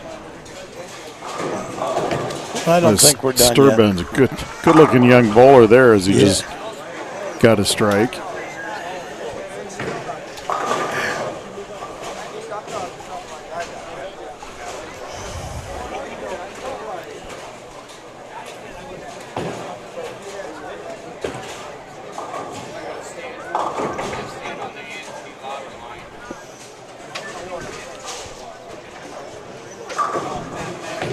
And he follows it up with another strike. The double. I apologize. I can't see any scores or anything to see how good they are doing, but no, he's got 2 in a row anyway.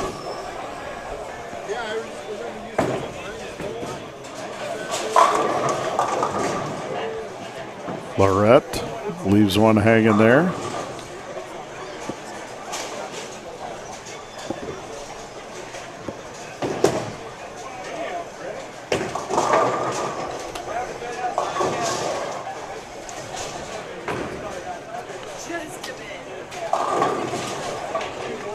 And a nice pickup by Lorette.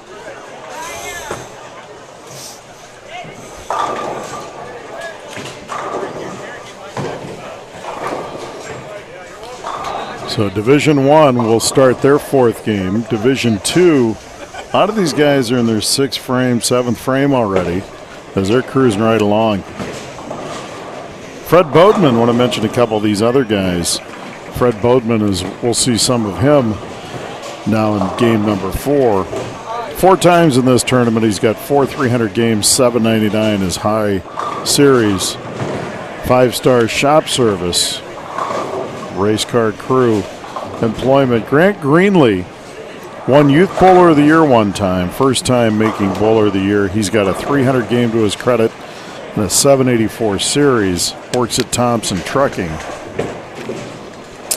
And Brian Chapman, Hotel General Manager, Davenport Lodging Association. First place Team City Tournament with Landfair Construction. First place Doubles City Tournament.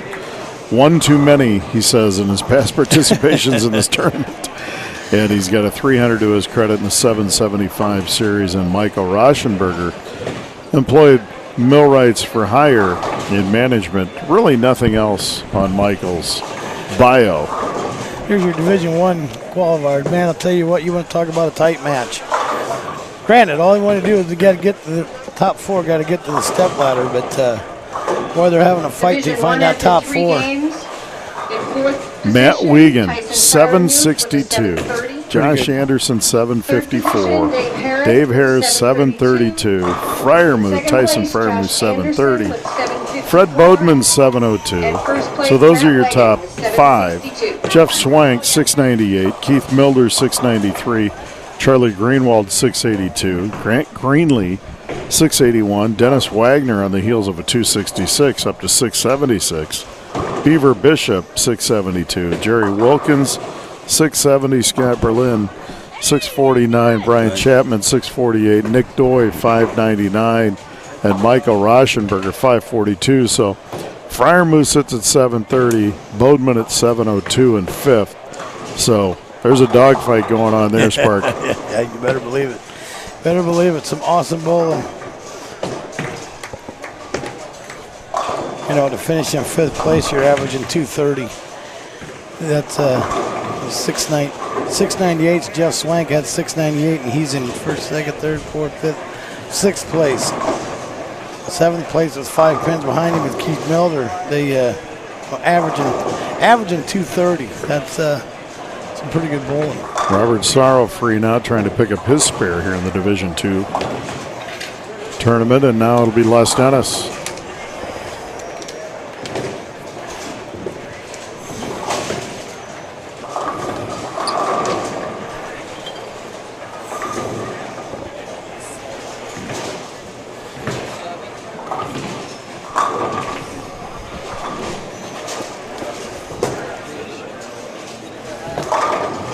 Kathy Ribbick right in front of us with a strike in lane 22. And Dale Turner the second leaves the 7. A couple more bio sheets away for Tony Gaeta. Awards and titles, he lists none. City tournament he's made it 4 years ago. His high game 247, high series 606. Les Dennis, who we're watching some of right now, 2-time doubles champion and a league champion. He's participated in this 5 years. 278 for a high game, 675 for a high series. Randy Gilliland bowled in the past 2 Division II Bowler of the Years. High game 289, high series 703. Robert Sorrowfree hasn't bowled in this tournament. 279 high game and a 666 high score, employee of HNI. What a great group of people down here all weekend long. Les Dennis now.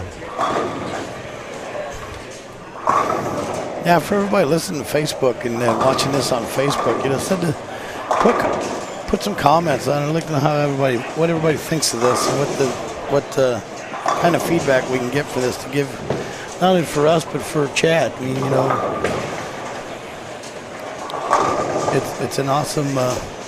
Sorrowfree with a strike in lane 20.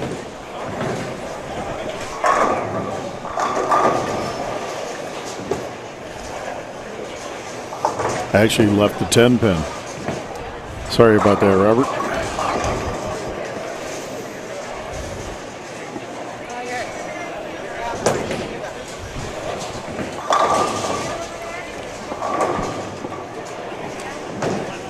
And Kathy Ribbick over there with the ham bone. She's got it going. She's got to go. Where was Kathy at? First game of the I think she was down quite Devin a ways. Lorenzi and Caleb Sterven, 245 to 211. And then Devin moves on to bowl Noah Miller for the championship. Les Dennis here. Down to 11th, but really she come back with a big game here. She could possibly get to the top 4.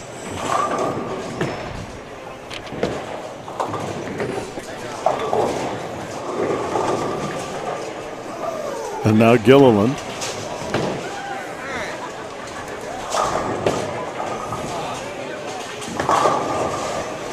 And he hammers a strike. Smashed that one. No doubter there. No. Left nothing on the table.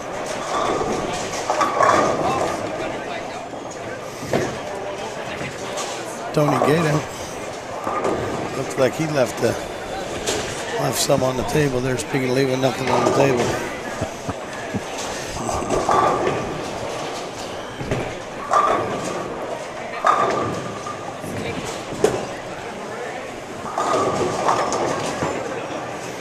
Kathy fills it in. She's going to fill in the 10th frame. She got her ham bone, got her turkey bone, and then she's working on a wishbone. Maybe it's a wishbone. There you go. Wishbone? That would work. We'll call it 6 the wishbone. Dennis attempting to pick up his spare. And he gets it. Good pick up there by Les Dennis. Oh, she gets another one. Got a little high, but she carried. 6 in a row for Kathy Ribbink on lane 22. There's Robert Sorrowfree.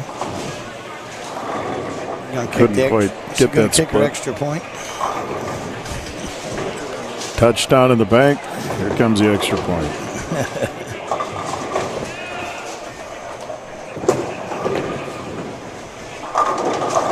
And she gets it. Here's Tony Gaeta. And he's got a nasty split. Good game for Kathy. Followed that up with a 238. 238. Great game for Kathy Ribbink. Switching over here now, we've got Fred Bodman right there. Yep.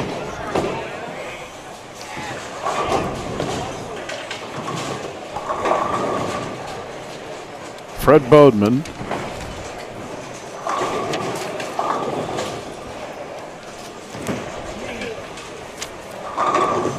Here's Grant Greenlee, another lefty. He gets a strike.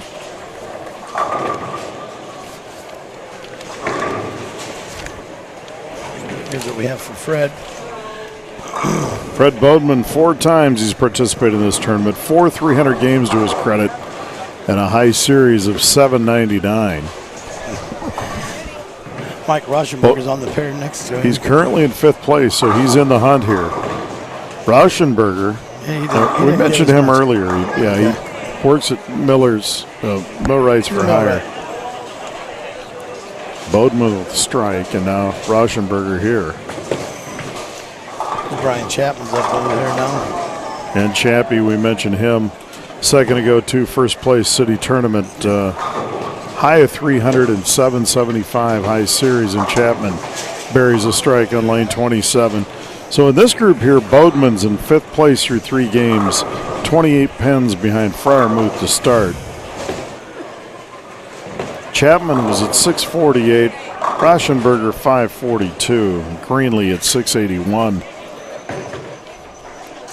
But you never know with a big game where you can land. How far you can jump. Like I said, it doesn't. You don't have to win this here. You got a chance to come up through the step ladder and win it through the elimination rounds. Greenlee with a good strike there.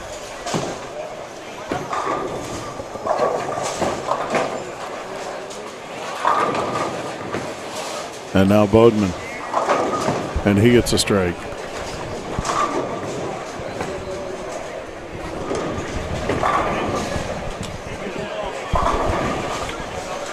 Haven't heard much out of our youth going on down there.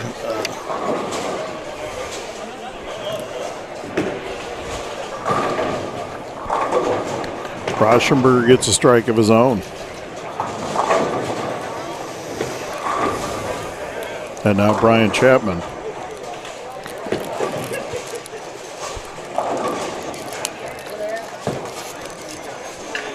And Chapman gets.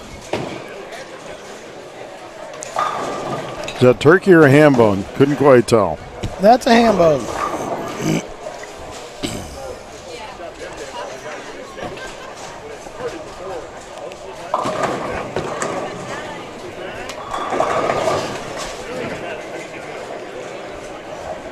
Grant Greeley up here, he's working on his. And Greenlee 5. buries another strike.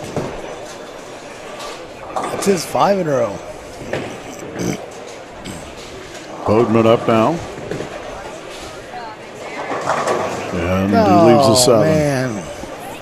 That looked good too. Yeah, it was. Fred puts a lot of power in the ball. The ball gets down lane in a hurry.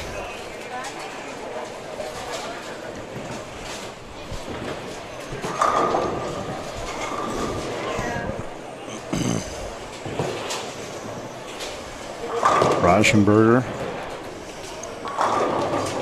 doubles up. Yeah, that's Actually, fi- five in a Five row. in a row for him.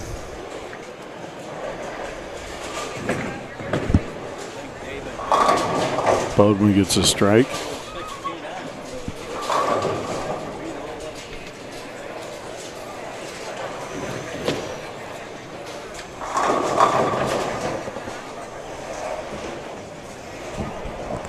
And now Chapman.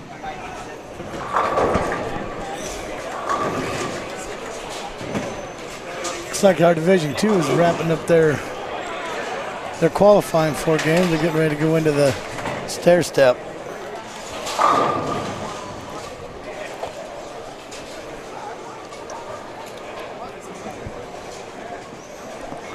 Greenlee now, the lefty. On a roll here. Randy Neighbors taking his balls and going home.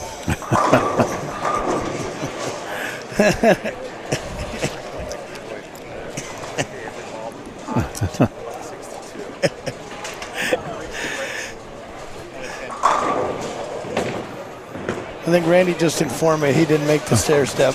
And we were kind of looking forward to that Oscars winning he was- speech that he was- prepared. The globe was out already in his hand. He was engraving his name on the bottom of it already.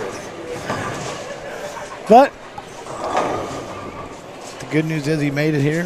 The bad news is he had to leave early. Greenlee picks his spare up.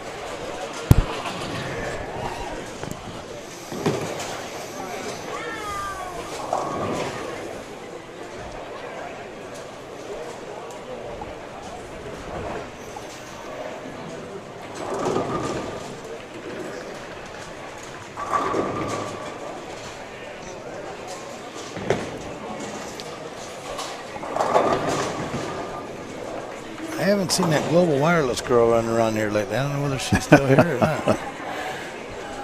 She's running around a lot all weekend Yeah. and participated today. Yep. Got to the final. Bodeman picks up a spare.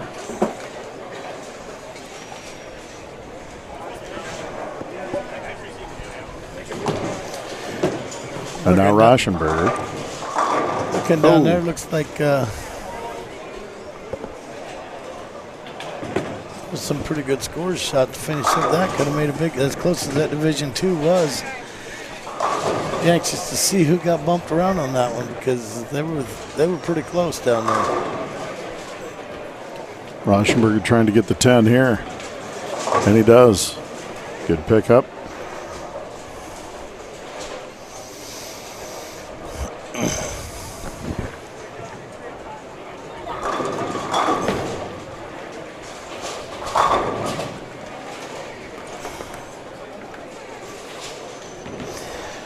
And there's Judy with the stat sheet. See who made the 4. Greenlee. And he buries another strike. So here are your 4 finalists. At the top, James Hooker, 932.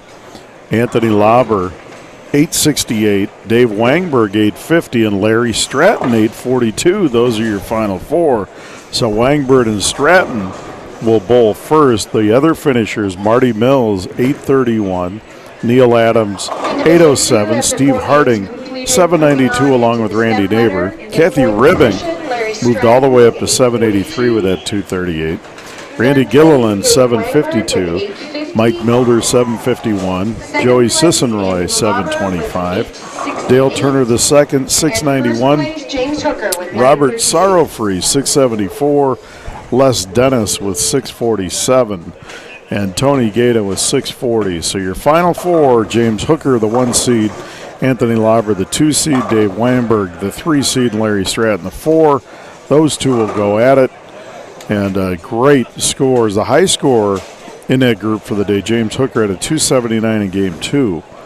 Lauber's best score was 251 and 236 by Wangberg in game 4, and Stratton with a 234 in game 1. So those 4 will go at it for Bowler of the Year Division 2. Good for them. That's impressive. You know, our Division II is the 185 and below average bowlers, and they're having scores like that. That's pretty impressive. That is outstanding. As Bodeman steps up now. I call a lot of them guys in that division sandbaggers, though. 'Cause, I got called out earlier for calling Robertson a sandbagger last night.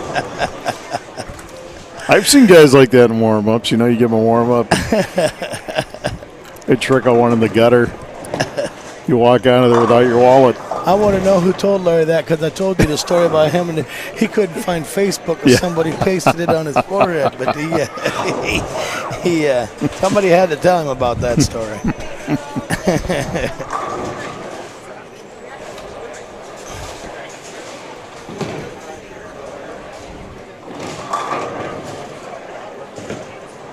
Bodeman.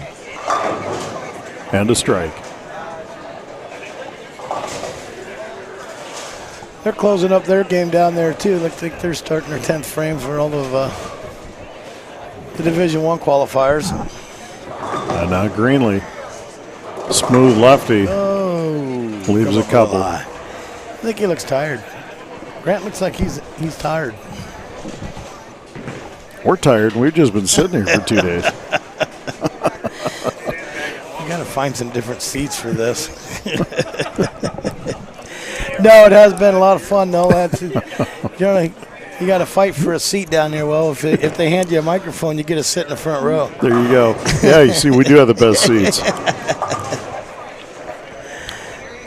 Grant chopped off that, but it didn't really hurt much. He was finishing out the 10th frame anyway, so it only cost you 1 pin on the game. Good game for Grant. Looked like he had 230, something like that. And now Bodeman. And he gets a strike. Good, Marty. Good. Yep.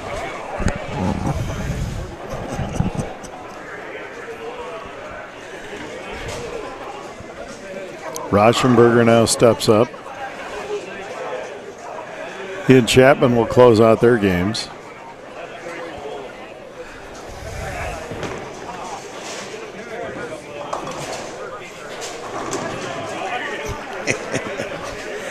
Congratulations, Mr. Wallberg, on qualifying there and making the stair step. Rauschenberger with a strike. Brought up the tail. Tony Gata here. That's who Sparky picked to win it all in the pregame. I'd give it to him.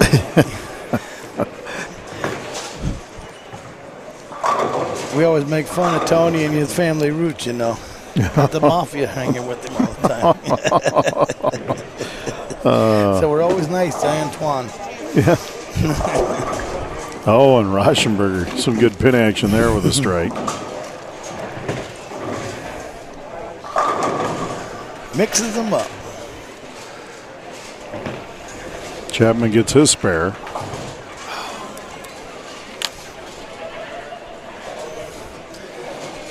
I think our camera crew is going to move down by us now again.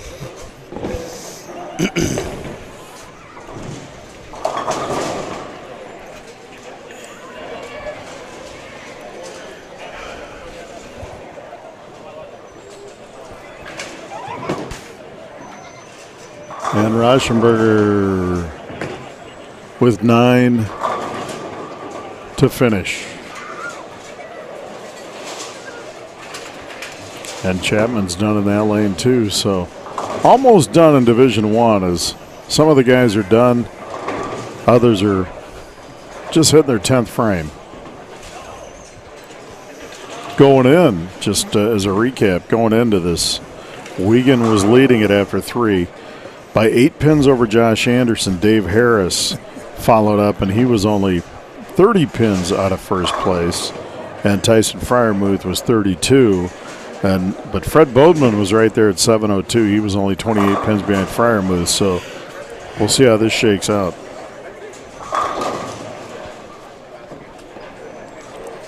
Like Fred had about a 220, 215 game there.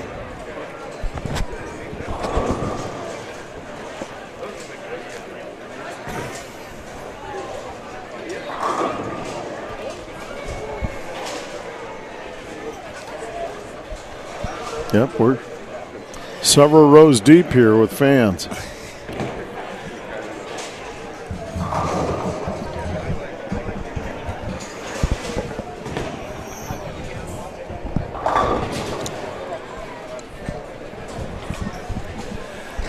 Well, we're coming down to our last step ladder for the day. Division 2 has been set already, waiting on to finish up from Division 1, get theirs started. We'll get this match play started.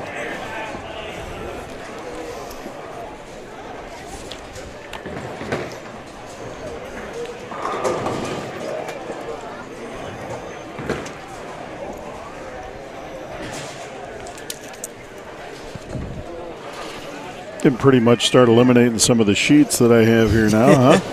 And our 2018 Double. Youth Roll-Off Champion is Noah Miller. Noah Miller.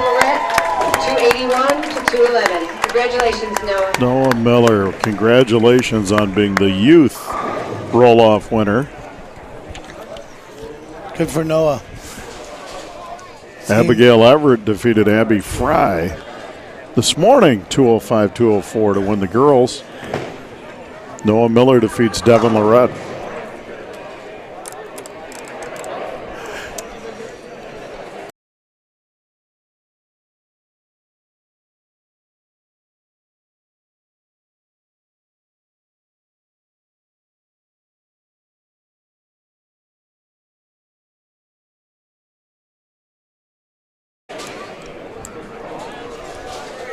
And it looks like just a couple of bowlers here, the Scott Berlin group. And then we'll move on. Got to thank you there from our sponsors on the. Yes, and those sponsors, we can read them off, you know. Hertz Walbiz, Landfear Construction, Gata Construction, H&H Construction, MCAC, L&L Jewelers, Jenny Lessinger, Bieri Trucking, Bosch Pest Control, DW Improvements, Millwrights for Hire. Thank you for sponsoring this and making it possible for us to bring you this live stream nationwide. Wherever you are, you can pick this up and watch great bowling at the Rose Bowl in Muscatine, folks. Come on out here. If you're in the area, ever stop by here. Great place to bring your family. A night out with adults or couples. Come on out, bowl, have some fun, have a couple drinks, and a great bite to eat. They have entertainment on Friday and Saturday nights on occasion in the lounge here, and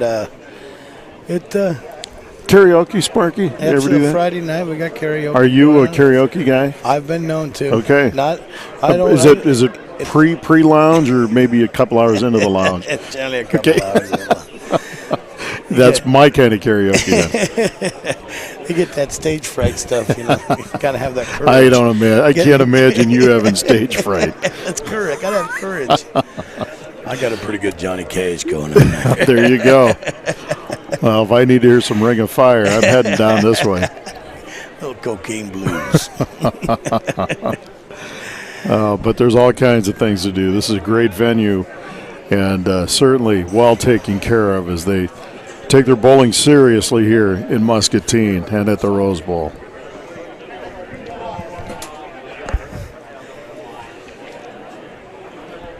Yeah, as soon as we get done here, there'll be plenty of lanes available. Congrats. Come down for some open bowling. Bowling juice. Yes, bowling juice. Aiming fluid. Aiming fluid. I love the terms. That's got to be my downfall. I always felt like I had plenty of aiming fluid, but it still didn't improve it. No matter how soon you start, you should have started sooner. It's always been the logo. Yeah. God, I always started a little early, but my last game was still my bit was when I really lit it up, so I must need to start sooner. Lessens the pain of seeing my final score. Yeah. So we're waiting on the results from the Division I bowlers. Here comes Linda with them now.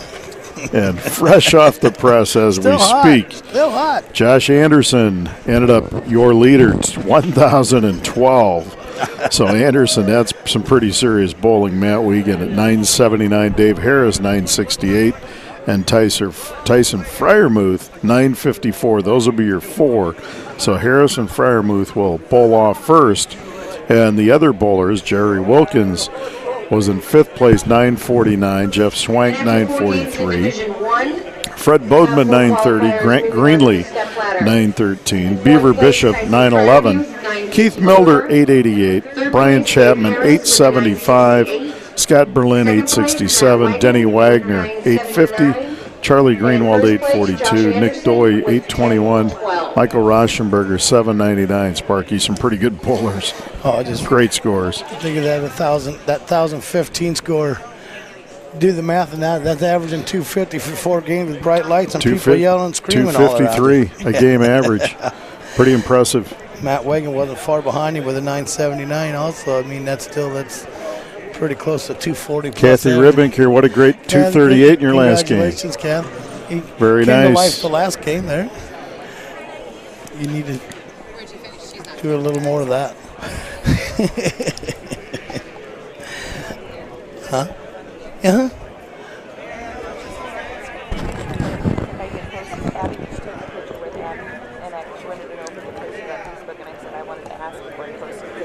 No, that's fine.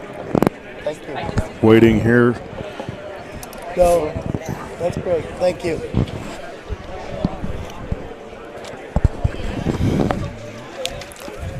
I bid it on purpose earlier, just so you know. Don't worry, Tara. We got you. You got covered on this. So. You have airtime. Yeah. Hey. Half the battles make 3/4 the battles make it here. This is the fun part.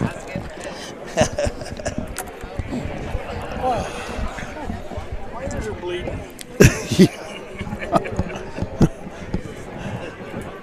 Should be exciting here as the Crystal Hardware awaits on the tables.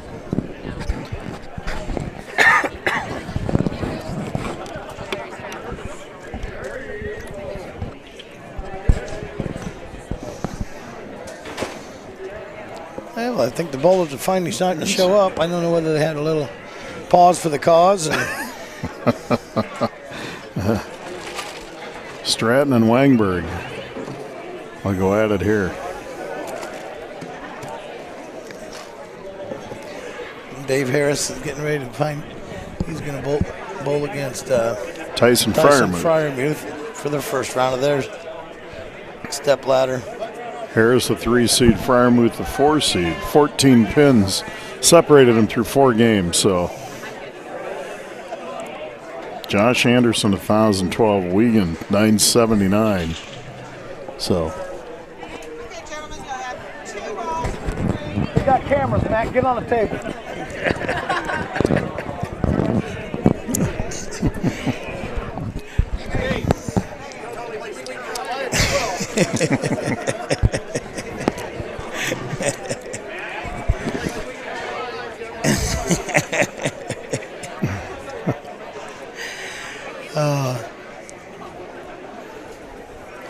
Chad Yoakum in the house along with Ryan Broderson doing the filming all weekend long. Yeah, I see Lori made it back. Or is she leaving us?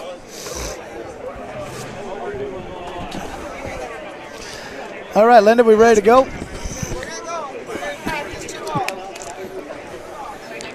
Two balls in each lane for warm-ups, and then it's showtime.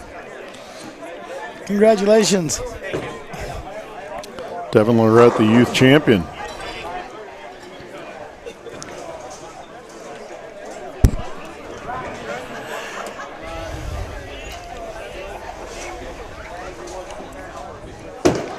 Oh.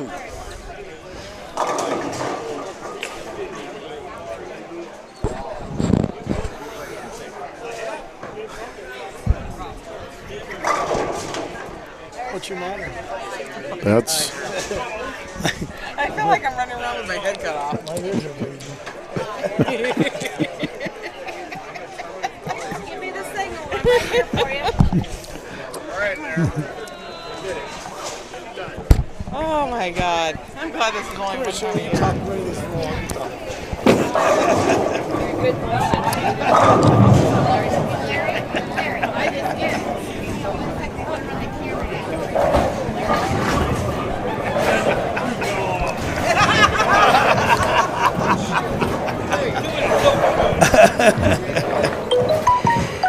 Larry Stratton. Well, yeah, Sparky dubbed him Late Larry Stratton a day ago. Late Larry. I had my seat in the locker. I was walking out. Judy goes, Larry, I've never made this before. Here we go again. Hey, Claire,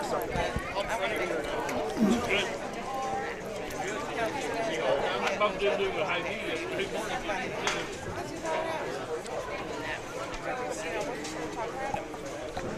Stratton and Wangberg, Division II ball off here, and one will be Harris, Dave Harris, and Tyson Fryermuth.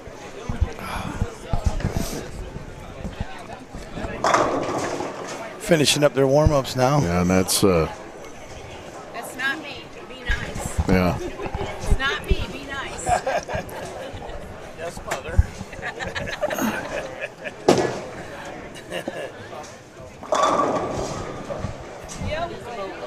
Yep.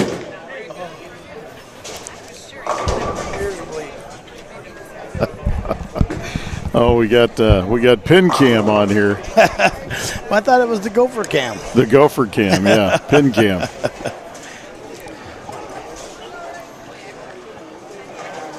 I think he's taking it serious, Brian. I'm not sure. Who's Stratton? No, Oh, our cameraman, our camera crew. gotta love that. I think he's trying to steal somebody's beer. Well, if you want to see double, you're starting out right.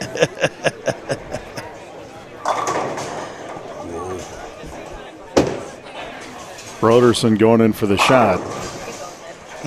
As we're getting ready here, folks. I have a sandwich. Division I lanes are ready. Stratton will throw one more, I believe, and then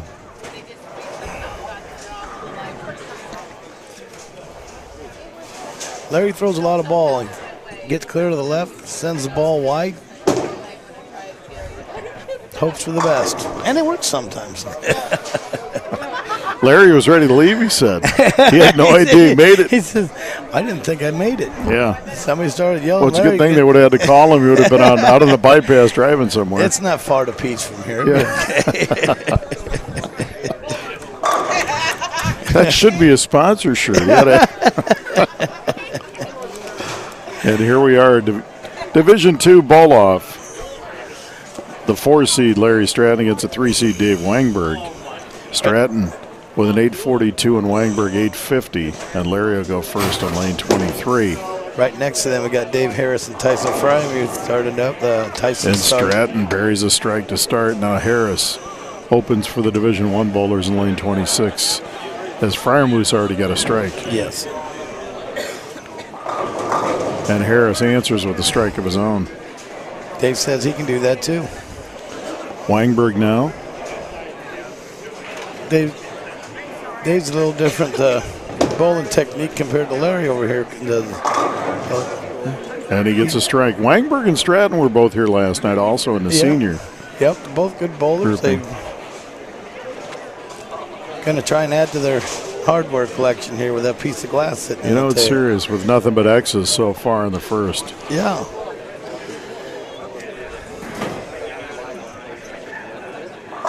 Harris now.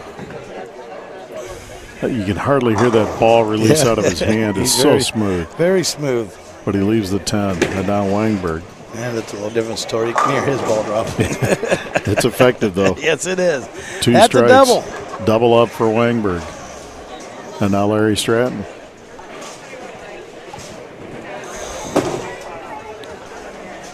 Gets a lot of late action Yes, and he another strike for Stratton as he doubles it up. Good for Larry. Good tight match. And Harris covers up his spare.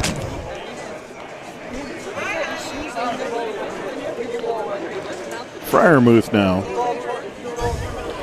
Friarmouth with 954, Harris with 968 through their 4 games.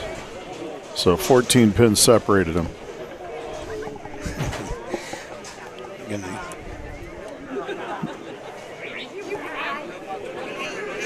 Then Larry's Stratton will go here, Friarmouth. And he doubles up. Tyson got a double. That's a good ball. He came into this one with a leading qualifier. 17:29 had a little ball speed on it. That I don't know if you ever noticed that before, Brian, up on the monitors there. There's a ball speed that you know how. I don't think they've reached that velocity before. Stratton and Larry with the turkey.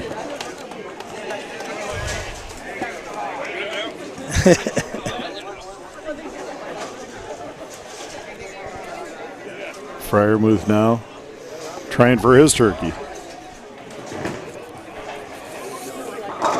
And he gets it. Now Wangberg, his try at 3 in a row. And he gets it. Everybody's having fun here. Friarmouth came into this one 21.08 for his qualifying score. Harris at 2,095. Outstanding. Larry Stratton, 1772 was his qualifying score. And Wangberg was 1840. Dave Harris now working on a spare, and he buries a strike. Wangberg now in lane 23. And there's 4 in a row for Dave Wangberg. Hambone. The Sparky Hambone. There's a Hambone, baby. See if Larry can get his Hambone. Look at how Hambones all over the place. Tyson's working on one. Larry's got one. Wanger's got one. Hambones are flying.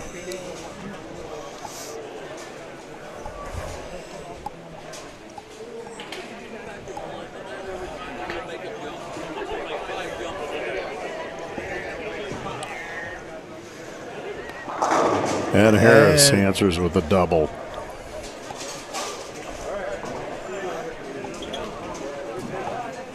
Stratton now.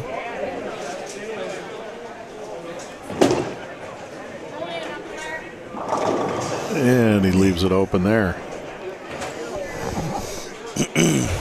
Tyson Friarmouth's up over on Friarmouth now.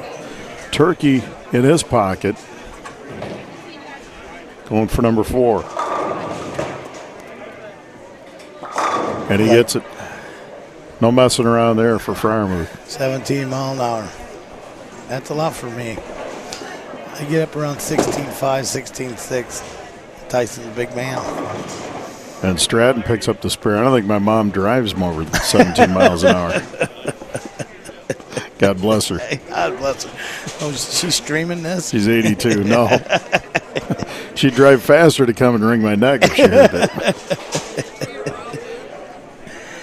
I don't have to go far. My mom's sitting right beside me. My dad's on the other side. My mom's in Dubuque. I got to be careful what I say. Friarmouth misses that one. And Stratton now working on a spare in the 4th after 3 strikes. Got that one inside a little, but worked nice. And Larry buries another strike.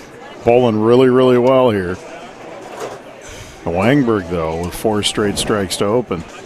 Friarmouth gets his spare. Left the door open for Dave Harris, so now, as Harris had a spare in the 1st, or in the 2nd. Wangberg leaves the 10. Good shot left. Stuck a 10 pin there. Good ball, Dave. He just didn't quite get the carry that he needed.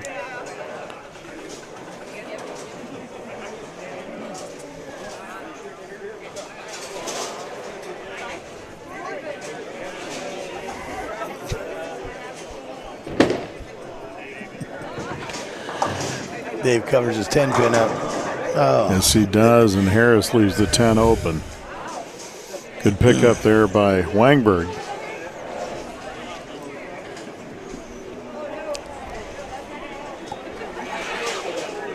We're still seeing who's going to beat the juniors out of the high game for this whole roll-off this whole weekend.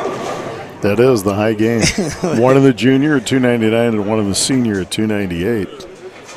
And Harris covers up his spare. Now Wangberg. That's And pretty he gets close another right there. strike. Pretty close. Great matches going on here.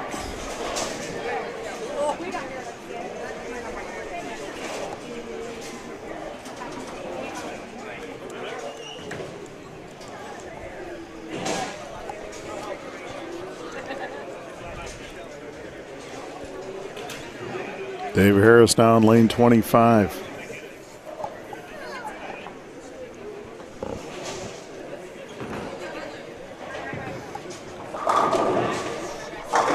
And a strike for Dave. And now Larry Stratton. Everybody's clean to the 6th now.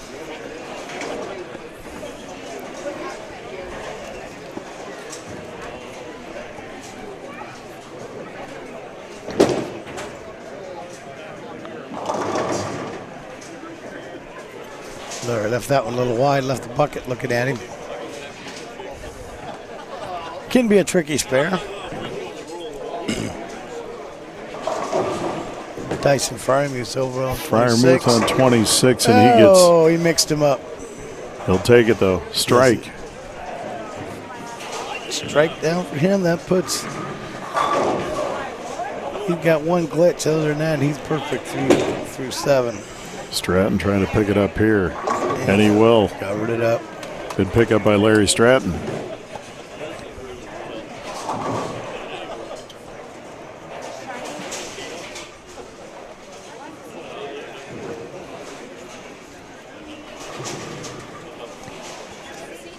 And now Fryermuth in 25, and he gets another strike. He's rolling.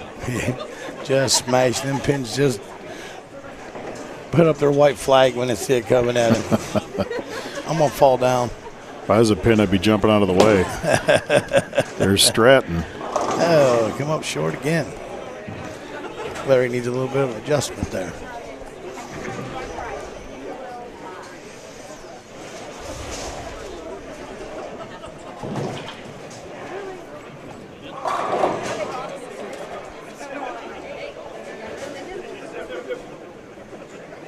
Dave Harris now in 26. And there's a strike for Harris.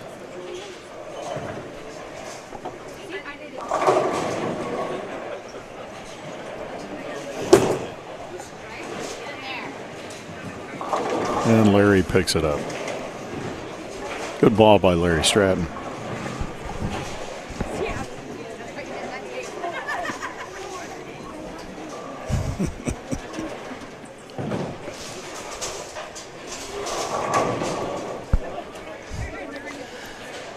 See what Dave Harris can do here. He's working on a double. They've got a really good match going on over there between him and Tyson Fryermuth. And he kicks the 4-pin out of there. And a turkey for Harris, 3 straight. Here's Wangberg, and he gets another one. I'm not sure what He wasn't sure, but it looked good from here. Yeah. And Wangberg got a really good game going over here.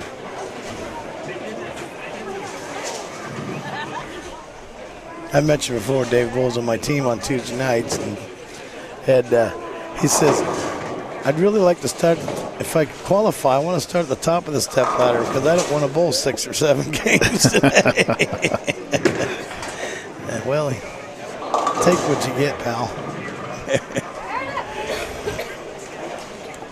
Leaves the 6-10 as Fryermuth now needs to pick up the 7.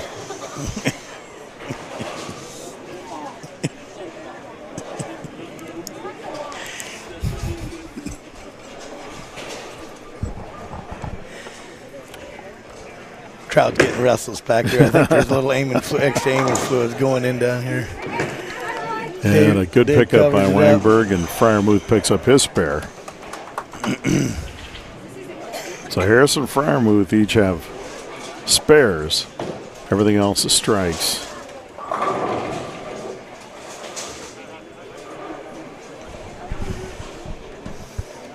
Wangberg's got about 30 pins on Larry going in, but we still got Larry's starting the 8th frame.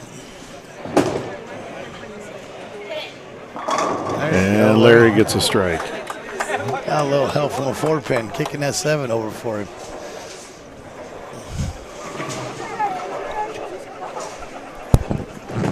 Fryermuth.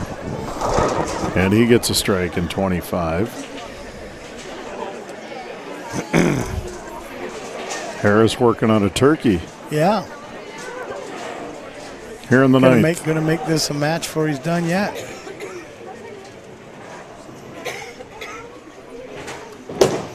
There's Stratton. Send it wide. Ooh, didn't come all the way back. No. Ball just didn't finish right.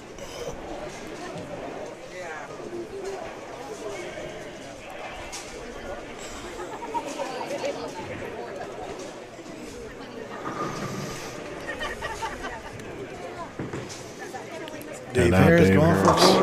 And Yeah. he gets another strike. That's 4 in a row. Hambone time. He's ham-bone. Just jumped into that match now. He's at Stratton trying to pick it up. Doesn't. That's going to hurt Lair. yeah, Larry's As Wangberg gonna putting up need some some big help numbers. from Mr. Wangberg right now.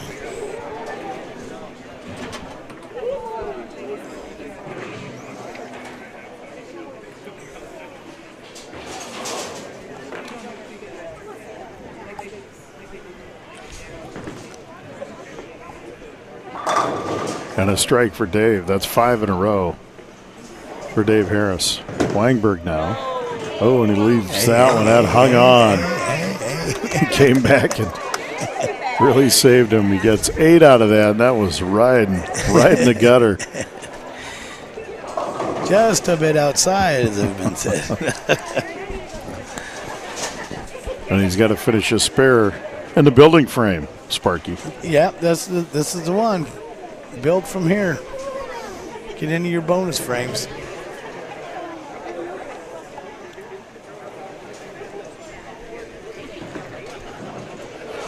Harris, and he gets another strike. 6 in a row. He's on fire. That's a good way to open the 10th. And Wangberg picks up his spare. Covered it up. Dave's going to go into his 10th frame now. Possible 245 for Dave. Dave Harris is on his way to that myself. He's up to 259 if he can strike here. But Tyson Fryermuth, who he's bowling against, can have 268 if he goes off the sheet.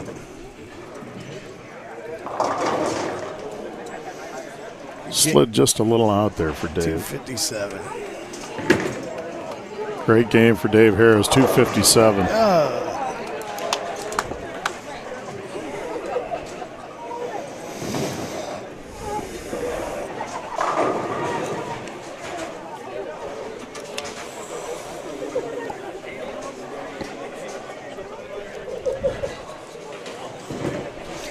See what Tyson can do to go after And Dave. he gets a strike. There's Wangberg. He picks up his spare. Tyson's got a strike in his building frame, the 9th, and then he started the 10th. He's got his first one there. He can strike out for 258. Dave Harris had 257, so that's a pretty tough match right there. Great match. They were first and third in qualifying coming into this event.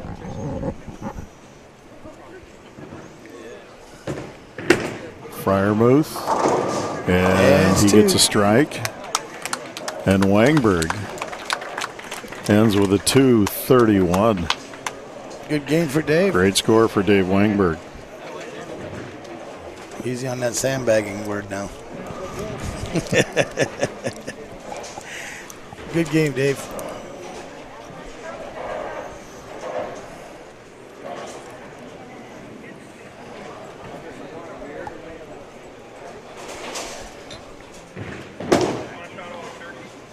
Stratton leaves the 10. Looks like Dave Weinberg's going to go on to bowl against Fryermuth Gets a strike. Strikes out in the 10th. And he's going to move on and defeat Dave Harris. Is that 258? 257. To 57. Great What bowling. a match. What a Great great match between those two guys. Yep. You know, the scary part, Dave Harris left 8 pins, or got 8 on that the last ball of the 10th. You know, he strikes there. Who would have thought? Yeah. Yeah. 259, 258. What bounces the other Wow. way? Quite a 258, match. 257. What a great match between two outstanding bowlers. Division 1, first game of the step ladder. Tyson Fryermuth defeated Dave Harris 258 to 257. Dave Harris moves on to bowl Matt Wagon. 258 to 257. They don't get much closer than that, Brian. Tyson moves on. Sorry about that, Tyson. I was questioning that for a second because I thought, wait a minute, I thought I wrote it down right. Stratton now will finish up here in lane 24.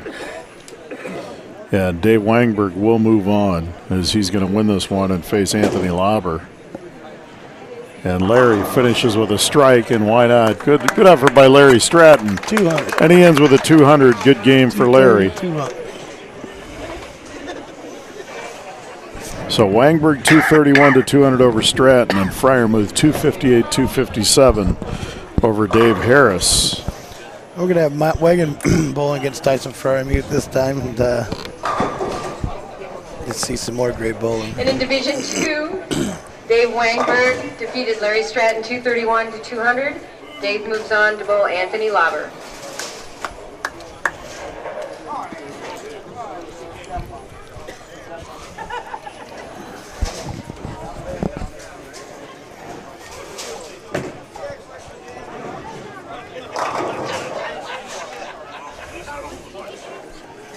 Matt leaves a 10 pin over there. I think. Any bets here? Oh, man. Who do you like, Spark? Going to be a tough one, huh? Matt Wagon. I love Tyson too. I've been bowling, watched him grow up through junior leagues and everything else. His mom and dad have been good friends. But I don't. Who do you bet against when a guy just beat? When you got ice in your veins. It's 258 strikes out to beat somebody by one at 258, 257. Wagon in the 4 qualifying games, 979. Fryermuth 954, so 25 pins separated them. Fryermuth won game 1 here, just defeated Dave Harris in a 3-4 matchup, 258-57. Lauber, who's the 2 seed, was at 868 in Division 2, and Wangberg was a 3 at 850. And Wangberg just defeated Larry Stratton 231 to 200.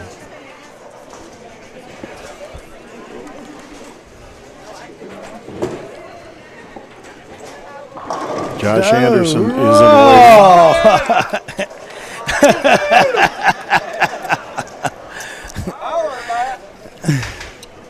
Matt showing off, flexing his muscles out there. Trips the 8-9 pin.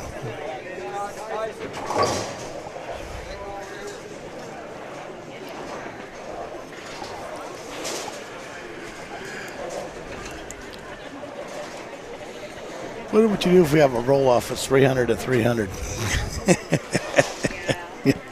Yeah. I'd like to see it. That'd be fun, wouldn't it?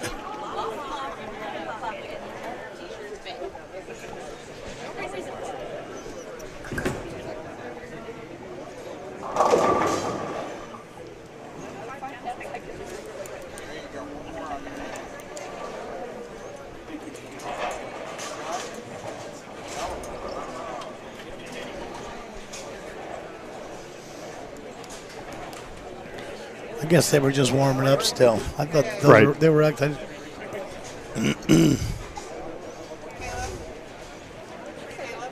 See if this. This should be for real, though, right? Yes, it is. There's As Matt. Wagon buries a strike to open it up. No, I think we're good. Brian, our waitress is here now. Thank you, Lori. We're good. I'm good.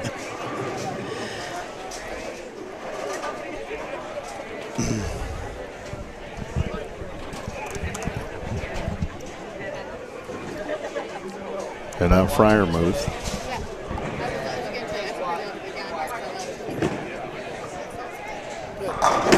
And he leaves the 10.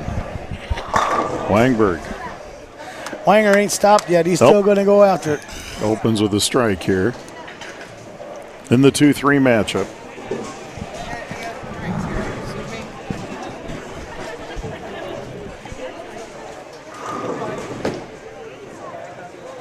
Fryermuth grabs his spare. And now Lauber opens up on lane 24. No, And he gets a strike. Kicks the two He pin had out no of there. idea that was falling, but he'll He was take a- it. He didn't like the way it come off his hand, but he should have stuck around. Never give up, right? Fryermuth now.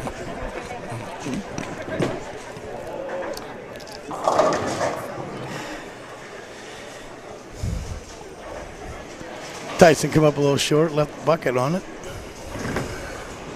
Lauber. 7 stands.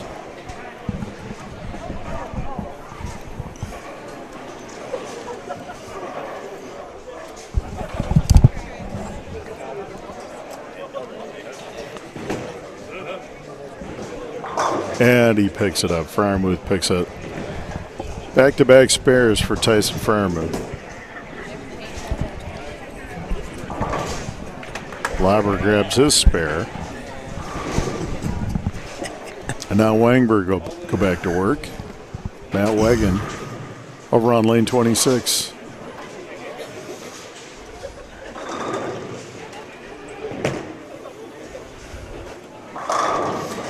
Well, he's got a double now. Got a double to start with. And Wangberg leads the 10. Afterwards, stick around and we're going to get the extra effort award, and that goes, it's called the Mark Fry Award, Sparky Award, for those who made a difference today. I kind of made that up. I got to find Peanut then. Where'd Peanut go? There you go. I'll get a Peanut Award. Wagon going for 3 here. Oh, And he has it. There's his turkey. little nosy there, Matt, but they all fell. That's nice. And Wangberg Covers the 10 pin. He's all over that today. bowling extremely well. Yes, he is. And Tyson Fryermuth working on 2 spares versus 3 strikes. He knows what he needs here.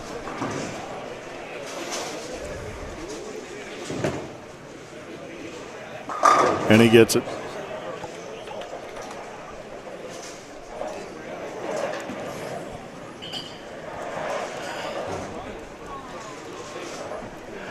Wangberg.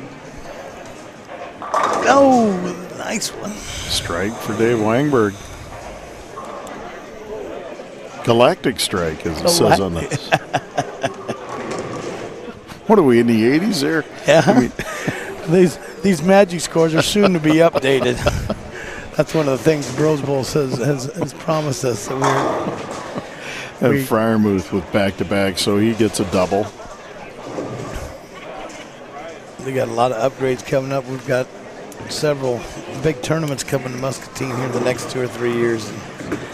It's already a beautiful establishment. When I've been to bowling alleys all over the state for state bowling, and this is by far one of the nicest, cleanest that you can come to. Lauber with a strike there. And now Wagon.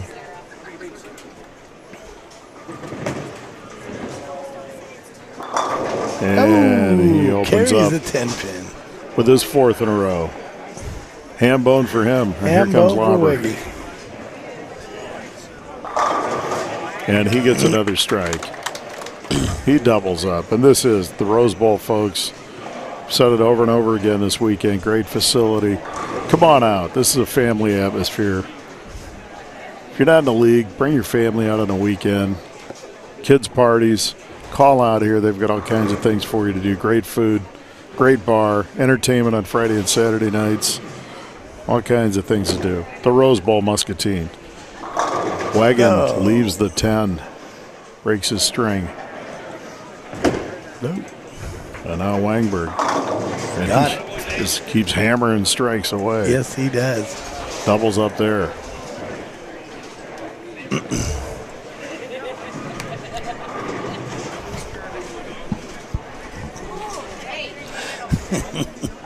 Wagon switches balls. Getting heckled from the crowd back here. Who's heckling you?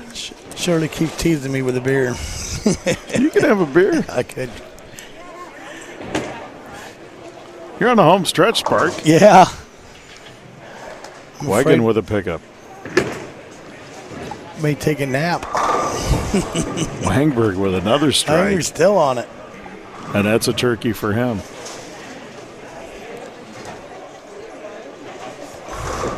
Wagon with a spare. And now Fryermuth. Tyson carries. Fryermuth with a strike. He's not letting Matt get away from him now. Now Lauber looking for his third straight strike. Dude, it swung over and didn't quite get them all.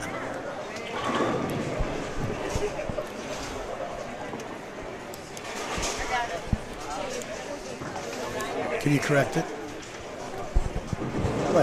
Go ahead, Tiffany. You're a director. Comes Linda. Magic score gave him 8. Oh, and Fryermuth, the 10 wouldn't fall. Wobbled, but stayed up.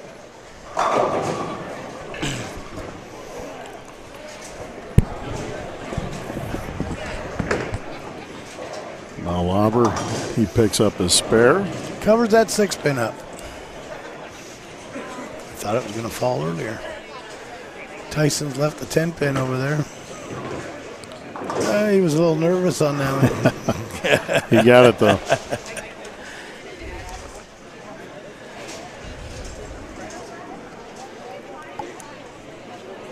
Lauber in lane 23 now.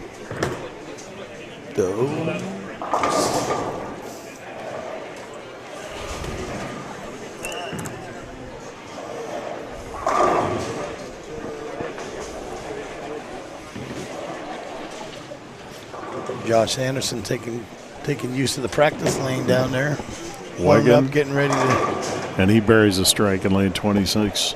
bowl against the winner of either the Matt Wagon or Tyson Fryermuth. If I bowled this much, I'd be icing my arm down somewhere.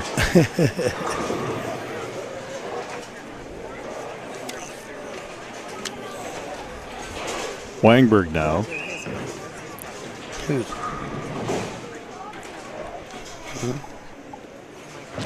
Only had one. And there's a strike by Dave Wangberg. He's got ice in his veins today. I'm going to remind him of this Tuesday night when we're bowling. Does he bowl like this on Tuesday nights? Not very often. Not very often. That Wagon now. I wouldn't tell the public that, though. Too late, I already did. That's right. And we're live streaming. Oh, and Wagon. I suppose his wife's listening, Nancy. He said he didn't want her to come down. She'd jinx him.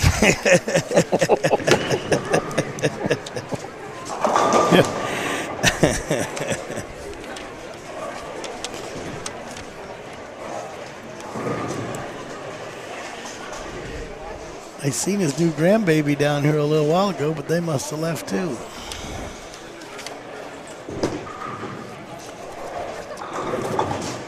And Wagon picks up his spare.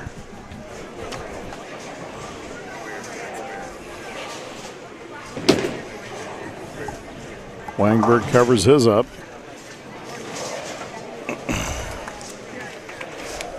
And now Anthony Lauber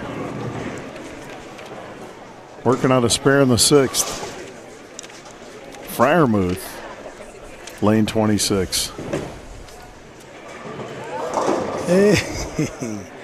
Oh, he can't get that last one.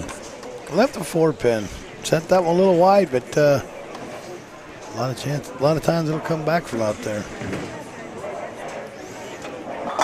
Ball by Lauber. That's a great ball. Good ball and a strike.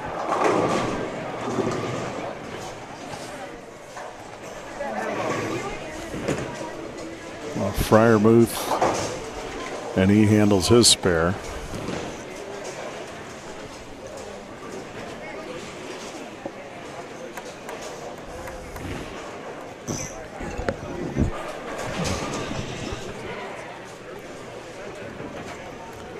Lauber looking to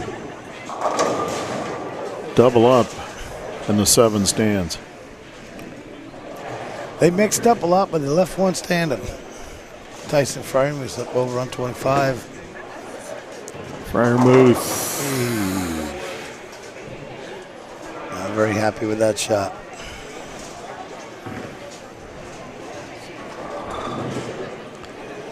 And now Lauber again. And he covers it up. Good pickup there.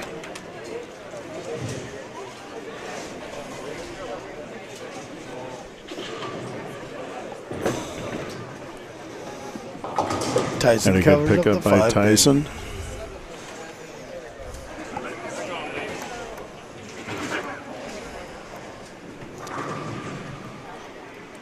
And now Wangberg on 24. Oh. Looked like a strike when it left.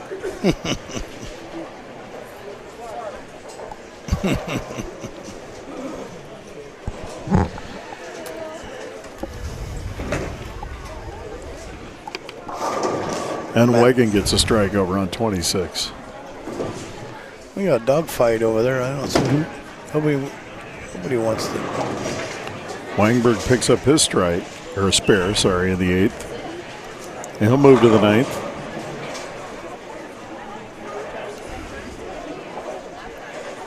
Two good matches here.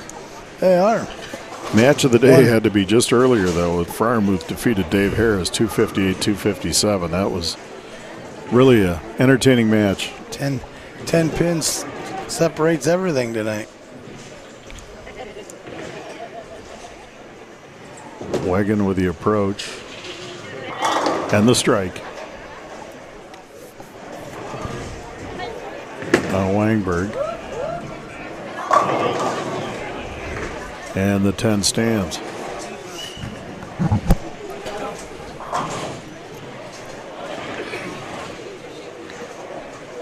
Dave's got a lot going for him right now. He's in his building frame. The 10 pin, he's up by about 30 pins now. So Fryermuth with a strike.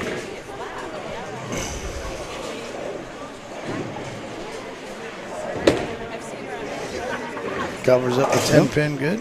Wangberg gets his spare. And now Lauber will start his 9th frame. And he'll finish out here. Fryermuth now in the 10th, working on a strike in the 9th.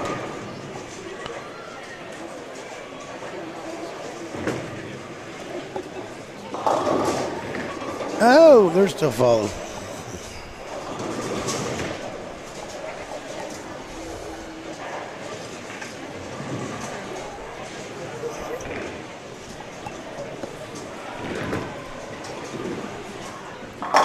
And there's a strike by Lauber. He's bowled extremely well all day long. Yes, he has.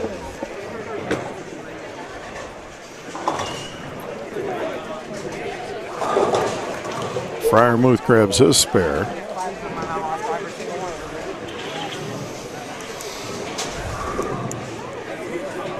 Tyson strike out here and fill in the 10th and give him a 213.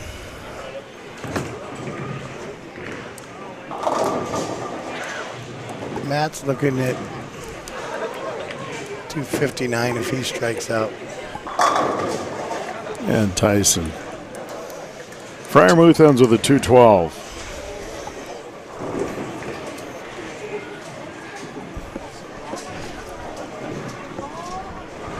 Lauber now trying to pick up his spare.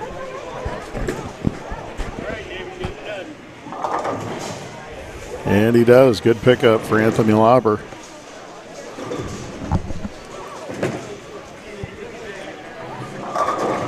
Wegan fills it in. Wegan First gets one his of the strike 10th. over on the 26th. Lane 26 That pretty much takes care of his match too.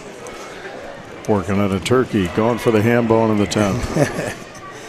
He's going on to face Josh Anderson. They've met before, if I recall. Lauber with 8, Lauber with 206.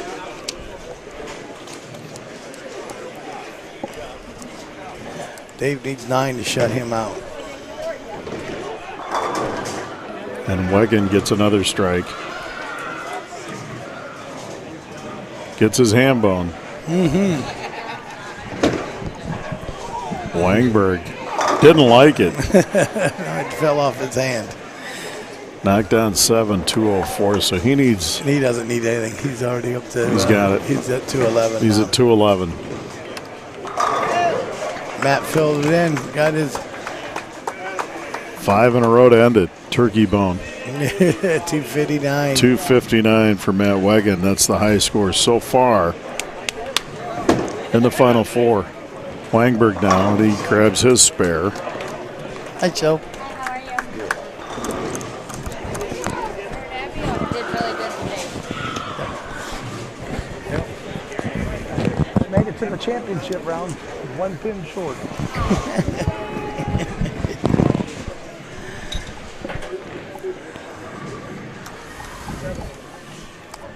Dave strikes here for a 224.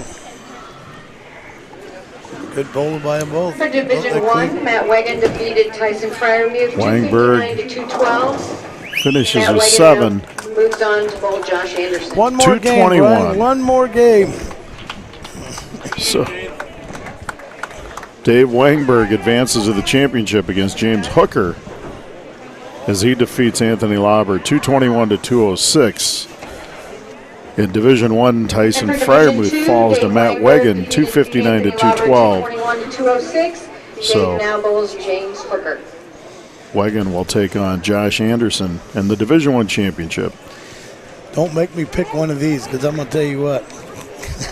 You're the bowling guru. You're the This expert. This is a tough one here. where experts step outside their comfort zone and tell the fans what they want to hear. Jimmy the Greek, I'm not.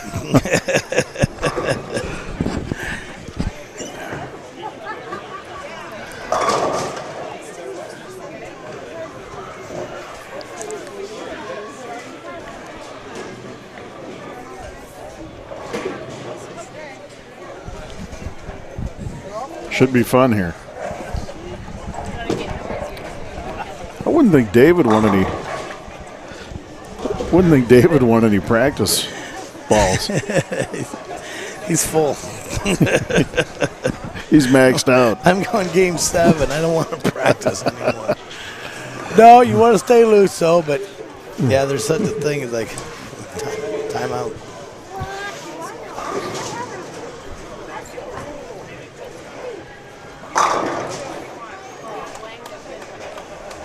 It's just impressive to watch Yeah, the way the ball flies off of his hand. it is that. There's a lot of revolutions on that ball.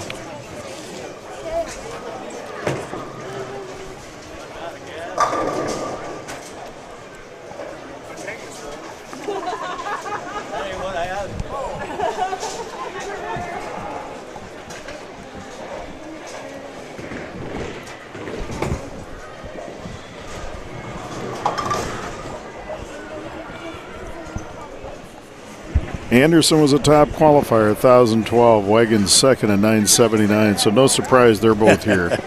Yeah, 1 and 2's bowling 1 and 2 again. Hooker at 932, and Wangberg was third at 850, and he knocked off the 2-seed Lauber and Larry Stratton, the 4-seed, to get to the championship match.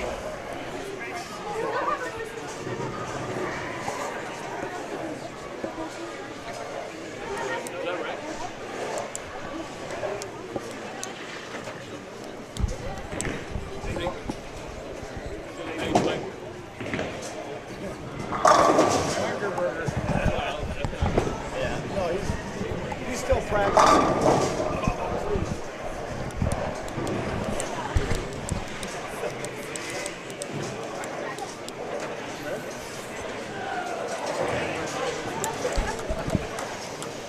Josh is finishing up his practice balls. I think James has already had enough. He's over there slamming his monster drink.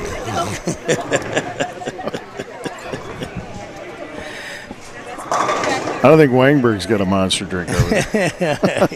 I know what he's got.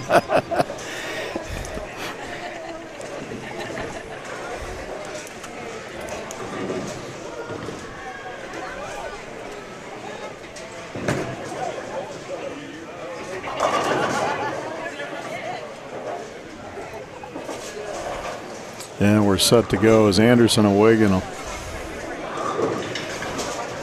go after each other in Division One, and Wangberg and James Hooker in Division Two. This is for all the marbles right here. This is our it. championship rounds for both of them. This is why you get out of bed in the morning, Sparky. Well, This means everything. it's Sunday, though, Brian. It's Sunday. And Wangberg opens with a strike, and we've seen that before. Yes, we have. Opens up, putting the pressure on right out of the gate. He'd, And now Wagon will open.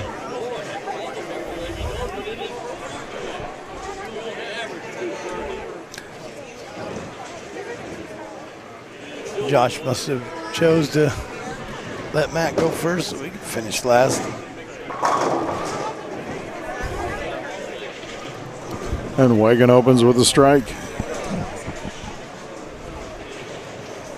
Now James Hooker.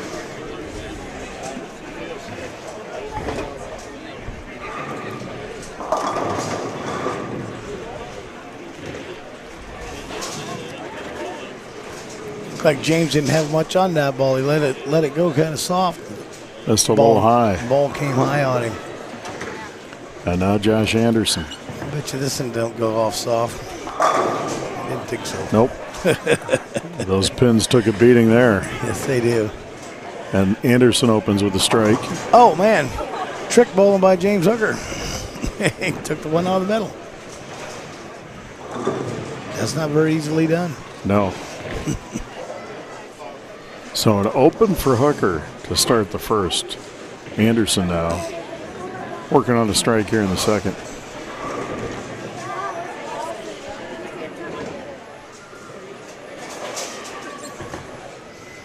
Zing. And he hammers it home. Dancing. The pins are dancing for him already. Hooker now. And leaves one. He needs to pick this spare up. Dave Wangberg's bowled excellent here. Sure has. 231, 221 to get to the championship match.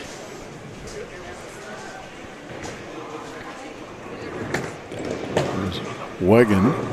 Hooker picks up his spare.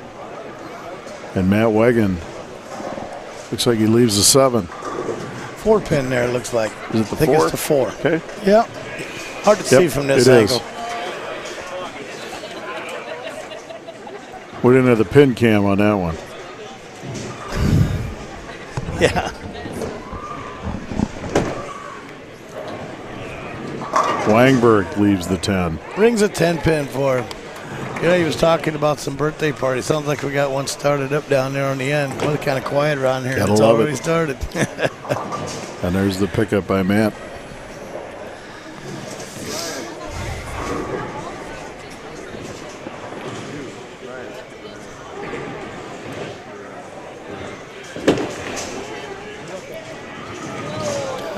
And Weinberg misses the 10. There's a rarity. We haven't seen much of that today. And they've been pretty accurate on his 10 pin, but pulled that one just a little bit.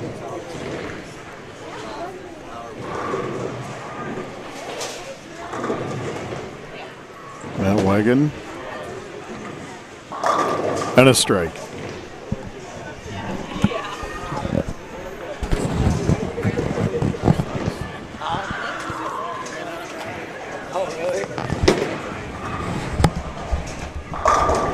And Wangberg answers that open with a strike. And Josh Anderson now in lane 26.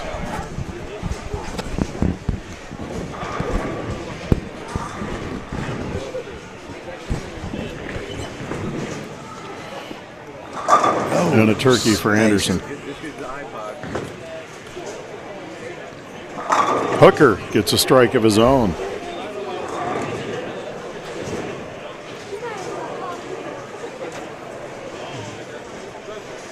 Yeah, we do have a party down at that end.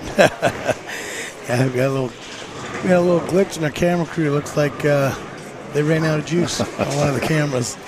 Well, I'm sure they'll figure something else out.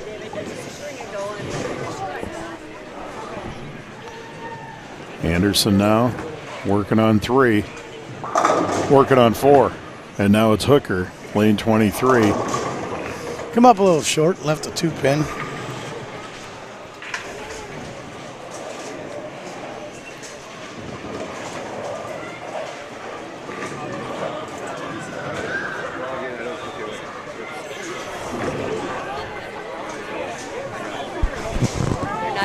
Hooker trying to pick his spare up.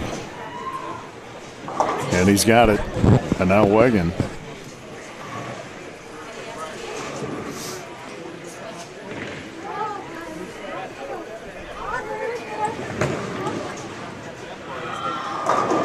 And he leaves the 10. Pin. Tough one with Anderson. 4 straight strikes to start.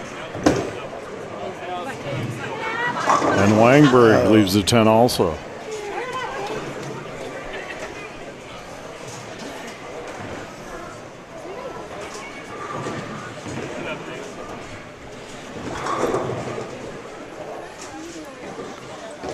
Matt Wagon gets his 10-pin. And he converts. He covers that one up. And Dave misses his 10-pin. The way Josh has come out swinging here, I think Matt knows he's got to go on a strike train here. I think this is what they come up with when the battery went dead. Chad's not gonna let anything go here. And Wagon with a strike. Good ball there by Matt. Dave Wangberg now. Lane 23, and he answers with a strike, and he's bowled a lot this weekend. That's he has. All right, get that 10-pin off the right hand, off lane 24. You know, 4 games last night. This is game number 7 today. But he's in the championship, so it's well worth it. Yep. Josh Anderson now. 4 straight strikes to start. Make it 5. He's in the zone. Here's Hooker. And James Hooker with a strike.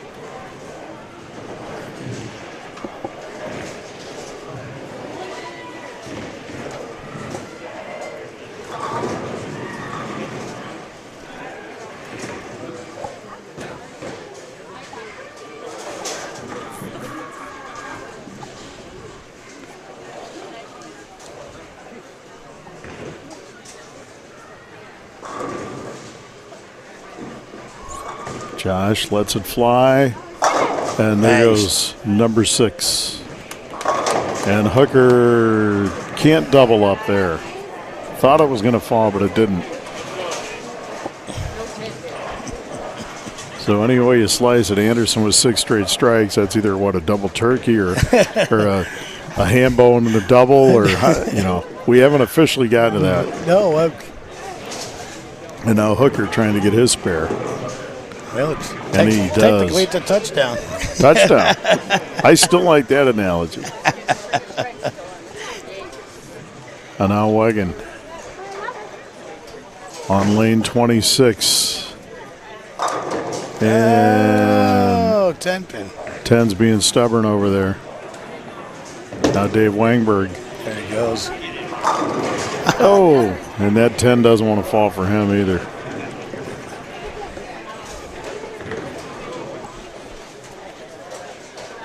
It's the 3rd time he's left the 10, and 2 times he didn't get it. All right.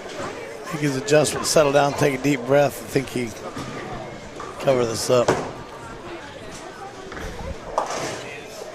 And Wagon picks up his spare. There he goes. Wangberg's missed that one, and he knew it right away.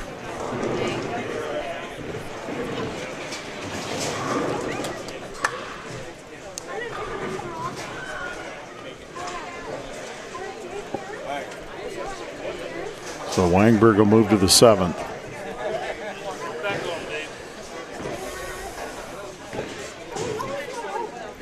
Now he's let James Hooker back into the match. And Matt Wagon again with the 10. Another 10 pin. Here's Wangberg, and he gets a strike there, and he needed that one.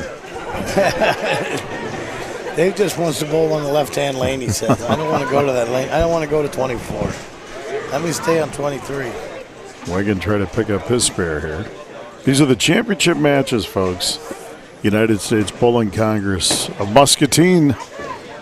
Bowler of the Year, and Matt Wagon knocks it down. Matt Wagon against Josh Anderson in the Division I Bowler of the Year, and it's James Hooker against Dave Wangberg in Division II, and James Hooker just hammers home another strike. I want to thank the sponsors of each of these divisions also. It's the Muscatine Journal is Division I Bowler of the Year sponsor, and Sprouse Distributing is a Division II sponsors for this.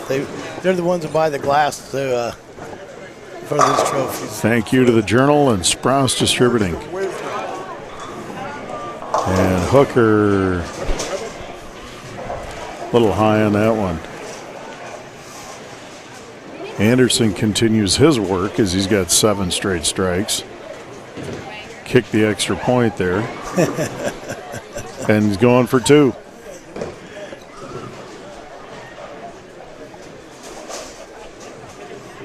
Well, we said all along we don't want the juniors going to be the high game. Well, Josh is going to give it a run anyway to see where we can come up with this.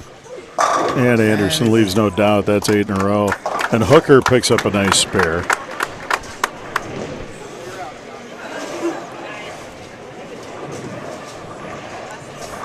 Josh Anderson starting to sniff that 300. Don't want to put too much pressure, but we got a 298 and a 299. 299 by the youth. 298 in the senior division. Wangberg with doubles up and gets another strike. Yeah, got that monkey off his back. Get the 10 pin off that lane 24. At least it doesn't carry over to 23 on us now, we hope.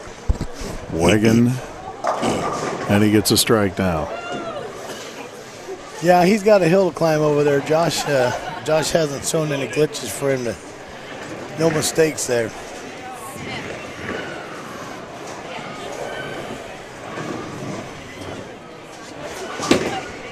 And there's Wangberg. And he gets it again. There's a turkey. Dave Wangberg got it going now. Yeah. Going after Hooker now. 3 straight strikes. And the all-important building frame in the 9th. Yeah. Wigan now. And he strikes. That's a double in the 9th. Matt doubles up. And now Hooker. And he strikes. Good ball by James Hooker.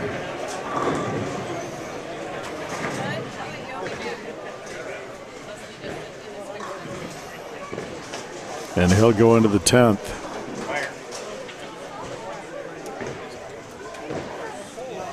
Anderson now going for 9 consecutive strikes.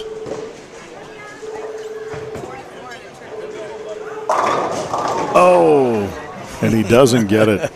Josh Anderson. Well, it's official. The youth had a high game of the roll-off this year. That's incredible.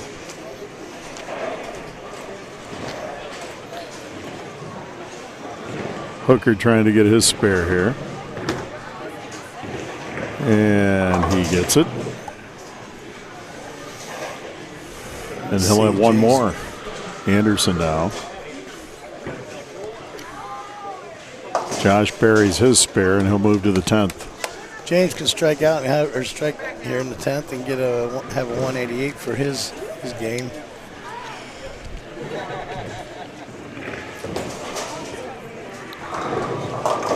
And knocks down 8.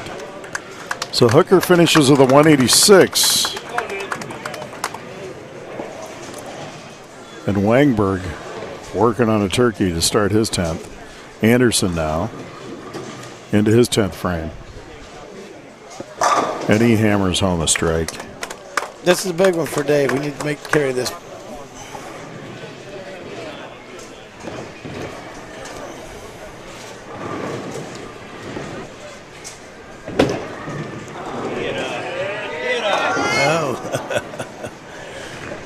it's not a 10 pin. The 9.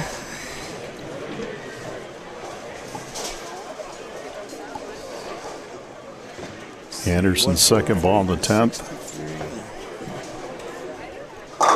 And another strike for Josh. Dave's got to cover this up.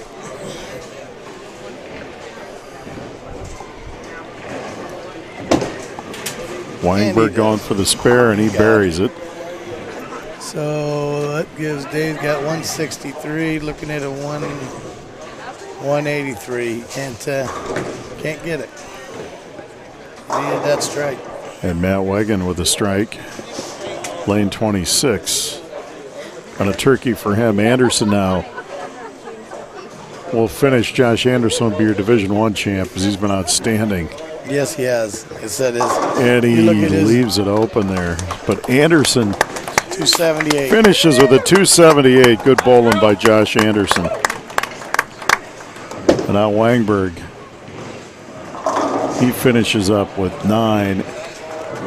Wangberg 182 and James Hooker 186 will be the Division II champion. And Wigan now with a ham bone. Yeah. And he needs a couple more, though. I think we're going to run out of frames for catching this time. I don't think we're going to have a 14-frame game.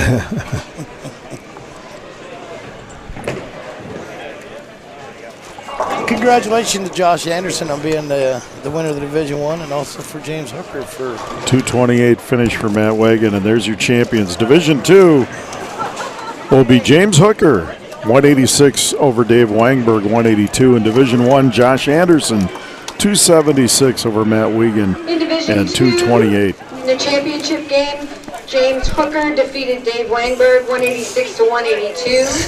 Congratulations, James.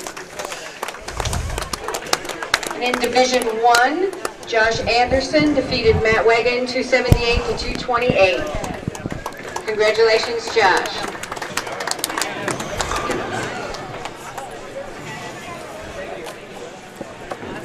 Well, Brian, we made it. We made it to the finish line. We're going to see if they're going to do a trophy presentation here. Presentation. And Chad Yoakum and Sparky Van, you've really been a help. Bowler of the year, and we've had quite a weekend of bowling down here at the Rose Bowl. Can't mention it enough, folks. Muscatine residents, you know what you have. If you don't, get out here and check it out. If you're in the surrounding area, the community, or wherever you're from, if you're through town looking for something to do on a Saturday weekend or something, drive to Muscatine, check out the Rose Bowl. Great place. yeah, you always run into a friendly face here, and they'll oblige you whatever you need to do. Don't be afraid, whether you're youth, old, handicap, whatever you need to do. They'll accommodate your needs and take care of you here at the Rose Bowl. No doubt about that. Great people here across Muscatine, and especially down here at the Rose Bowl. Right. We're going to present the our youth.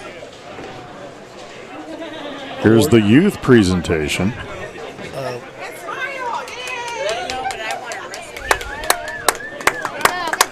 Good job, Noah. Larry Brown is presenting our 2018 Youth Roll-Off Champion, Noah Miller, with his trophy. Noah Miller, Congratulations, Noah. the youth roll-off winner.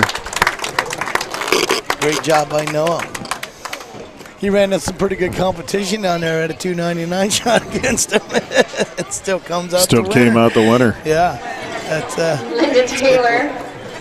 Division II winner is James Hooker. With his Division II trophy, sponsored by Sprouse Distributing. Distributing. Thanks to them. Congratulations, James. And then we'll have our Division I champ as James Hooker getting his photo op with Muscatine's version of the Golden Globe Award, I guess, huh? I guess that's what you call it.